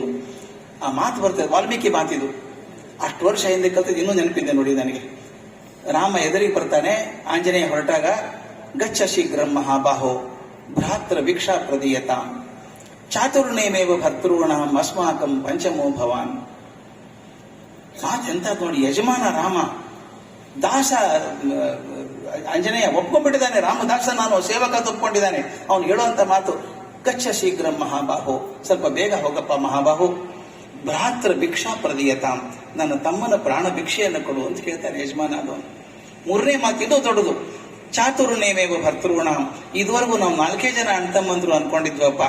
ಅಸ್ಮಾಕಂ ಪಂಚಮೋ ಭವಾನ್, ಇನ್ಮೇಲೆ ನೀವು 5ನೇದವನಪ್ಪ, ನನಗೆ ತಮ್ಮ ಆಗ್ಬಿಟ್ಟೆ ಅಂತ. ಇಂಥ ನಾಯಕ ಇದ್ರೆ, ಇಂಥ ಯಜಮಾನ ಇದ್ರೆ ಯಾರು ದಾಸ ಆಗೋಲ್ಲ ಸ್ವಾಮಿ. ಆ ದಾಸ ಹೇಗಿದ್ದ ಅಂತ ನಮ್ಮ ಗುಂಡಪ್ಪನವ್ರು ಹೇಳೋರು. ಈಗ ಭಾರತದ ಪ್ರತಿಯೊಂದು ಹಳ್ಳಿಗೆ ಹೋಗಿ ಅಲ್ಲಿ ಆಂಜನೇಯನ ದೇವಸ್ಥಾನ ಇದೆ ತಾನೆ. ಆಂಜನೇಯನ ದೇವಸ್ಥಾನ ಪ್ರತಿ ಹಳ್ಳಿಯಲ್ಲಿ ಇದ್ದಾವೆ. ಅಲ್ಲಿ ಈಗ ಆಂಜನೇಯನ ದೇವಸ್ಥಾನದಲ್ಲಿ ರಾಮದೇವರ ವಿಗ್ರಹ ಇಲ್ಲ, ಆದ್ರೆ ಎತ್ತು ಕಣ್ಣು ಮುಂದೆ ಹಾಕಿಕೊಟ್ಟವನು ಆಂಜನೇಯ. ದಯವಿಟ್ಟು ಮಕ್ಕಳಿಗೆ ಕಲಿಸಿ ಸೇವೆ ಮಾಡೋದ್ರಲ್ಲಿ ಅಪಮಾನ ಇಲ್ಲ. ಎಷ್ಟು ಪ್ರಾಮಾಣಿಕವಾಗಿ ಪ್ರೀತಿಯಿಂದ ಸೇವೆ ಮಾಡ್ತೀರೋ ಅಷ್ಟು ದೊಡ್ಡವರಾಗ್ತೀರಿ, ಅಷ್ಟು ಜನಪ್ರಿಯರಾಗ್ತೀರಿ, ಮೆಚ್ಚುಗೆ ಬರ್ತದೆ. ಕೊನೆ ಮಾತನ್ನು ಹೇಳಿದ್ನಲ್ಲ ಆಗ್ಲೇ ನಾನು, ಕೊಟ್ಟವರು ದೊಡ್ಡವರಾದ್ರು ಪಡ್ಕೊಂಡವರು ಸಣ್ಣವರಾಗ್ತಾರೆ ಅಂತ. ನಾನು ಯಾವಾಗ ಹೇಳುದು, ಜೇನ್ ಹುಳ ನೊಣ, ಜೇನ್ ಹುಳ ಕೊಡತ್ತೆ, ನೊಣ ಬರೀ ಪಡ್ಕೊಳ್ಳುತ್ತೆ. ನೊಣ ಎಂದೂ ಕೊಡಲ್ಲ, ಓಡಿಸ್ಬಿಡ್ತೀವಿ ಹತ್ರ ಬಂದ್ರೆ ಅದನ್ನು. ದಯವಿಟ್ಟು ಗಮನಿಸಿ. ಒಂದ್ಸಲ ಜೇನ್ ಹುಳ ದೊಡ್ಡ ಗೂಡು ಕಟ್ಟಿತ್ತು, ತುಂಬಿತ್ತು ಜೇನುತುಪ್ಪ. ಮನುಷ್ಯ ಬಂದು ಕಿತ್ತುಕೊಂಡದ. ಅಲ್ಲ ಮೊಲ ಕೂತಿತ್ತು, ಕೇಳ್ತು, ಅಕ್ಕ ನಿನ್ ಬೇಜಾರಾಗಲ್ವಾ? ಇಷ್ಟು ಕಷ್ಟಪಟ್ಟು ಜೇನು ಕೂಡಿಸಿಟ್ಟಿದ್ಯಾ, ಆ ಮನುಷ್ಯ ತಗೊಂಡು ಹೋಗ್ತಾನಲ್ಲ ನೀಚ, ನಿನ್ ದುಃಖ ಆಗಲ್ವಾ ಅಂತ. ಜೇನು ಹುಳ ಹೇಳ್ತಂತೆ, ಒಂದು ಕ್ಷಣ ದುಃಖ ಆಯ್ತು, ಕಷ್ಟಪಟ್ಟದ್ದು ಹೋಯ್ತಲ್ಲ ಅಂತ ಅನಿಸ್ತು. ಆದ್ರೆ ಏನ್ ಬೇಜಾರಿಲ್ಲ ಬಿಡು, ಮತ್ ಮಾಡ್ತೀನಿ ನಾನು. ಯಾಕಂದ್ರೆ ಮನುಷ್ಯ ನಾನು ಮಾಡಿದಂತಹ ಜೇನು ತುಪ್ಪವನ್ನು ತಗೊಂಡು ಹೋಗುವುದೇ ಹೊರತಾಗಿ ಜೇನುತುಪ್ಪ ಮಾಡುವ ಕಲೆ ಅವನಿಗೆ ಎಂದೂ ಬರಲ್ಲ. ಅವನಿಗೆ ಜೇನುತುಪ್ಪ ಮಾಡೋ ಕಲೆ ಬರಲ್ಲ. ನಮ್ಮ ಮಕ್ಕಳಿಗೆ ಹೇಳಬೇಕಾದ್ದು, ಅಕಸ್ಮಾತ್ ಯಾವುದೋ ಕಾರಣಕ್ಕೆ ನಿಮ್ಗೆ ಅನ್ಯಾಯ ಆದರೆ ಜೀವನದಲ್ಲಿ ಕೊರಕೊಂಡು ಕೂತ್ಕೋಬೇಡಿ. ನಿನ್ನೆ ದಿವಸ ಹುಡುಗಿ ನಾನು ಪ್ರಶ್ನೆ ಕೇಳಿದ್ವಿ ಸರ್. ನಾನು ನೋಡಿ ಬಹಳ ಅಸೂಯೆ ಪಡ್ತಾರೆ ಜನ ನಾನು ನೋಡಿ, ಏನ್ ಮಾಡೋದು ಅಂತ. ಆ ಹುಡುಗಿಗೆ ಹೇಳಿದ, ನಿಮಗೂ ಹೇಳ್ಬೇಕದನ್ನ, ನಿಮ್ಮನ್ನ ನೋಡಿ ಯಾರಾದ್ರೂ ಅಸೂಯೆ ಪಡ್ತಿದ್ರೆ ಸಂತೋಷ ಪಡ್ಬೇಕು ನೀವು. ಯಾಕೆ ಗೊತ್ತಾ? ಯಾರು ನೋಡಿದ್ರೆ ಅಸೂಯೆ ಆಗತ್ತೆ ನಿಮಗೆ? ಮೇಲೆ ಹೋಗೋರು ನೋಡಿ ಅಸೂಯೆ ಆಗತ್ತೆ, ಕೆಳಗೆ ಹೋದವ್ರನ್ನಲ್ಲ. ನಿಮ್ಮನ್ನ ನೋಡಿ ಯಾರಾದ್ರೂ ಅಸೂಯೆ ಪಡ್ತಿದ್ರೆ ನೀವು ಎತ್ತರಕ್ಕೆ ಹೋಗ್ತಾ ಇದ್ದೀರಿ ಅಂತ ದಯವಿಟ್ಟು ಸಂತೋಷ ಪಡಿ. ಅದ್ರ ಬಗ್ಗೆ ದಯವಿಟ್ಟು ಧನಾತ್ಮಕವಾಗಿರಿ ಜೀವನದಲ್ಲಿ. Positive, B positive. ನಮ್ಮ ಹಳ್ಳಿ ಮಕ್ಕಳು, ಗ್ರಾಮಾಂತರ ಪ್ರದೇಶದ ಮಕ್ಕಳಿಗೆ ತುಂಬಾ ಶಕ್ತಿ ಇದೆ. ಸ್ವಲ್ಪ ಹೊರಗೆ ಬರೋದು ಕಷ್ಟ ಅನ್ಸುತ್ತೆ ಕೆಲವೊಂದ್ಸಲ. ಹೊರಗೆ ತರೋ ಕೆಲಸ ನಾವು ಮಾಡಬೇಕಾದದ್ದು. ಎಜುಕೇಶನ್ ಅನ್ನೋ ಪದ ಬಂದದ್ದೇ ಅದು. ಎಡ್ಯುಕೇರ್ ಅಂತ ಲ್ಯಾಟಿನ್ ಪದ ಅದು. ಎಡ್ಯುಕೇರ್ ಅಂದ್ರೆ ಹೊರಗೆ ತೆಗೆಯೋದು, ಒಳಗಿದ್ದಂತ ಶಕ್ತಿಯನ್ನು ಹೊರತೆ. ಆದ್ರೆ ವಿವೇಕಾನಂದ ಹೇಳ್ತಾರಲ್ಲ, education is the manifestation of perfection already in man ಅಂತ. ಒಳಗಿರುವ ಸಂಪೂರ್ಣ ಶಕ್ತಿಯನ್ನು ಹೊರಗೆ ತೆಗೆಯೋದೇ ಶಿಕ್ಷಣ. ಅದನ್ನು ನಾವು ಮಾಡಬೇಕಾದದ್ದು ಪ್ರೀತಿಯಿಂದ ಮಾಡೋಣ, ಶ್ರದ್ಧೆಯಿಂದ ಮಾಡೋಣ. ನಿಮ್ಗೆಲ್ಲ ವಾತಾವರಣ ತುಂಬಾ ಚೆನ್ನಾಗಿದೆ. ಒಂದು ನಂಬಿಕೆಯಿಂದ ಮಾಡಿ. ಕ್ಲಾಸಲ್ಲಿ ಕುಳಿತಂತ ಮಗು ನನ್ನ ಮಗು ಅನ್ನುವಂಥ ಪ್ರೀತಿಯಿಂದ ನೀವು ಪಾಠ ಮಾಡಿದ್ರೆ ನೀವು ದೊಡ್ಡವರಾಗ್ತೀರಿ, ಮಕ್ಕಳು ದೊಡ್ಡವರಾಗ್ತಾರೆ. ಅಯ್ಯೋ ಇದು ಯಾವುದೋ ಕೆಲವು ಮಾಡ್ಬೇಕು, ಸ್ಕೂಲಿಗೆ ಹೋದಾಗ ನೋಡ್ತಾರೆ. ನೀವೆಲ್ಲ ಹಂಗಿಲ್ಲ ಬಿಡಿ ಸರ್. ಆ 10th D ಕ್ಲಾಸು ಸರ್, ಅದು ಏನು ಕ್ಲಾಸು ಸರ್, ಹೋಗೋದಕ್ಕೆ ಬೇಜಾರಾಗತ್ತೆ. ಯಾಕೆ? ಆ ಕ್ಲಾಸಲ್ಲಿ ಏನು ಬರೀ ಬೆಂಚ್ ಇದಾವ, ವಿದ್ಯಾರ್ಥಿಗಳಿಲ್ವಾ? ನೋಡಕ್ ಹಂಗಿರ್ಬೇಕು ಹುಡುಗರು. ಒಳಗೆ ಅಸಾಧ್ಯ ಶಕ್ತಿ ಇದೆ ಹುಡುಗರೊಳಗೆ. ಸ್ವಲ್ಪ ತೆಗೀರಿ ಅದನ್ನ. ಹುಡುಗರಲ್ಲಿ ಇಲ್ಲ ಅಂತ ಪಟ್ಟಿ ಮಾಡೋದಕ್ಕಿಂತ ಏನಿದೆ ಅಂತ ಪಟ್ಟಿ ಮಾಡಿ ಹೊರತಂದ್ರೆ ನಾವು ನಮ್ಮ ಜೀವನನೂ ಸಾರ್ಥಕ ಆಗತ್ತೆ, ಮಕ್ಕಳಿಗೂ ತೃಪ್ತಿ ಆಗತ್ತೆ. ನಾಳೆ ಒಂದು ದೊಡ್ಡವರಾದಾಗ ನೀವು ವಯಸ್ಸಾಗಿರುತ್ತೆ, ಚೀಲ ಹಿಡ್ಕೊಂಡು ಹೋಗ್ತಾ ಇರ್ತೀರಿ ಫುಟ್ಪಾತ್ ಮೇಲೆ, ಒಂದು ದೊಡ್ಡ ಕಾರ್ ಬಂದು ನಿಂತ್ಕೊಂಡ್ಬಿಡುತ್ತೆ ಪಕ್ಕದಲ್ಲಿ, ಉದ್ದ ಕಾರು. ಏನಪ್ಪಾ ಯಾರು ಬಂದ್ರು ನೋಡ್ತೀರಿ, ಒಬ್ಬ ದಾಂಡಿಗೆ ಬರ್ತಾನೆ, ಕಾರ್ ಎದ್ದು ಬರ್ತಾನೆ, ದೊಡ್ಡ ಮನುಷ್ಯ. ಕಾರ್ ಮುಟ್ಟು ನಮಸ್ಕಾರ ಮಾಡ್ತಾನೆ. ಮೇಡಮ್ ನೆನಪಿದ್ಯಾ, ನನ್ನ ಕ್ಲಾಸ್ ಟೀಚರ್ ಆಗಿದ್ರಿ ನಾನು 6ನೇತೆ ಇದ್ದಾಗ? ಹೌದಾ, ನನ್ ವೃತ್ತಿ ಆಗ್ತಲ್ಲೋ, ಏನ್ ಮಾಡ್ತೀಯ ಈಗ ಅಂತ ಕೇಳ್ತೀವಿ. ಅವನು ಹೇಳ್ತಾನೆ, I am the governor of Uttar Pradesh ಅಂತಾನೆ. ಸಂತೋಷ ಆಗಲ್ವಾ? ನಿಮ್ ಕ್ಲಾಸಲ್ಲಿ ಕುಳಿತಂತ ಹುಡುಗ ನೆನೆಸ್ಕೊಂಡು ಬಂದು ಬರ್ತಾನೆ. ನಾನು ಯಾವಾಗ ಶಿಕ್ಷಕರು ಯಾವಾಗ ಜೀವನ ಸಾರ್ಥಕ ಆಗತ್ತೆ ಅಂದ್ರೆ, ನಿಮ್ಮಲ್ಲಿ ಯಾವತ್ತೋ ಕಲಿತಂತ ಮಕ್ಕಳು ವಾಪಸ್ ಬಂದು ಕಾಲು ಮುಟ್ಟು ನಮಸ್ಕಾರ ಮಾಡ್ತಾರಲ್ಲ, ನಿಮ್ಮಿಂದ ನನ್ನ ಜೀವನ ಆಯ್ತು ಅಂತ, ಅದು ನಿಮ್ಮ ಸಾರ್ಥಕ ಕ್ಷಣ ಆಗುತ್ತೆ. ಅದು ಆಗ್ಬೇಕಾಗ್ತದೆ, ಅದು ಮಾಡೋಣ. ಅಕಸ್ಮಾತ್ ಹಂಗೆ ಇಲ್ಲದೆ ಹೋದ್ರೆ ಏನಾಗುತ್ತೆ ಗೊತ್ತಾ? ಕಾರ್ ಸ್ವಲ್ಪ ಜೋರಾಗಿ ಹೋಗುತ್ತೆ. ಒಳಗ್ ಕೂತವನು ಬೇಗ ಓಡ್ಸಪ್ಪ ನೋಡ್ಬಿಡ್ತಾರವರು ಅಂತ ಹೇಳ್ತಾರೆ. ಆ ಕಾರ್ ಪಕ್ಕದಲ್ಲಿ ನಿಲ್ಲಬೇಕಾದ್ರೆ ನಿಲ್ಲುವಂತ ಕೆಲಸ ನಾವು ಮಾಡಬೇಕು. ನೀವೆಲ್ಲ ಮಾಡ್ತೀರಿ, ಮಕ್ಕಳನ್ನ ಶ್ರದ್ಧೆಯಿಂದ ಬೆಳೆಸ್ತೀರಿ ಅಂತ ಖಚಿತವಾದ ನಂಬಿಕೆ ನನಗಿರೋದ್ರಿಂದ ಬ್ರಹ್ಮಾವರಕ್ಕೆ ತುಂಬಾ ಪ್ರೀತಿಯಿಂದ ಬಂದಿದ್ದೇನೆ. ಅವ್ರು ಹೇಳಿದಾಗ ಬರೋದು ಕಷ್ಟ ಇತ್ತು, ತುಂಬಾ ಕಷ್ಟ ಇತ್ತು. ಬೆನ್ನಿಗೆ ಹೊಲಿಗೆ ಬಿದ್ದಿದೆ ನನಗೆಲ್ಲ ತುಂಬಾ ಪೆಟ್ಟಾಗಿ. ಪ್ರೀತಿಯಿಂದ ಹಾಕ್ತಾರೆ ಕೆಲವರು. ಅಂದ್ರೆ ನಾನು ಹತ್ತುವಂತ ಮೆಟ್ಲೆ ನನಗೆ ಜಾರಿ ಬಿದ್ದು ಪೆಟ್ಟಾದದ್ದು, ಆಗ್ಲಿಕ್ಕಿಲ್ಲ ಅನ್ಕೊಂಡಿದ್ದೆ. ಆದ್ರೆ ಇಲ್ಲಿ ಬಂದ್ಮೇಲೆ ಈ ಮಾತಾಡುವಷ್ಟು ಹೊತ್ತು ನನಗೆ ಬೆನ್ನಿನ ನೋವು ಏನೂ ಗೊತ್ತಾಗ್ಲಿಲ್ಲ. ಅದಕ್ಕೆಲ್ಲ ತಮ್ಮ ಕರುಣೆ ಕಾರಣ. ನಮಸ್ಕಾರ.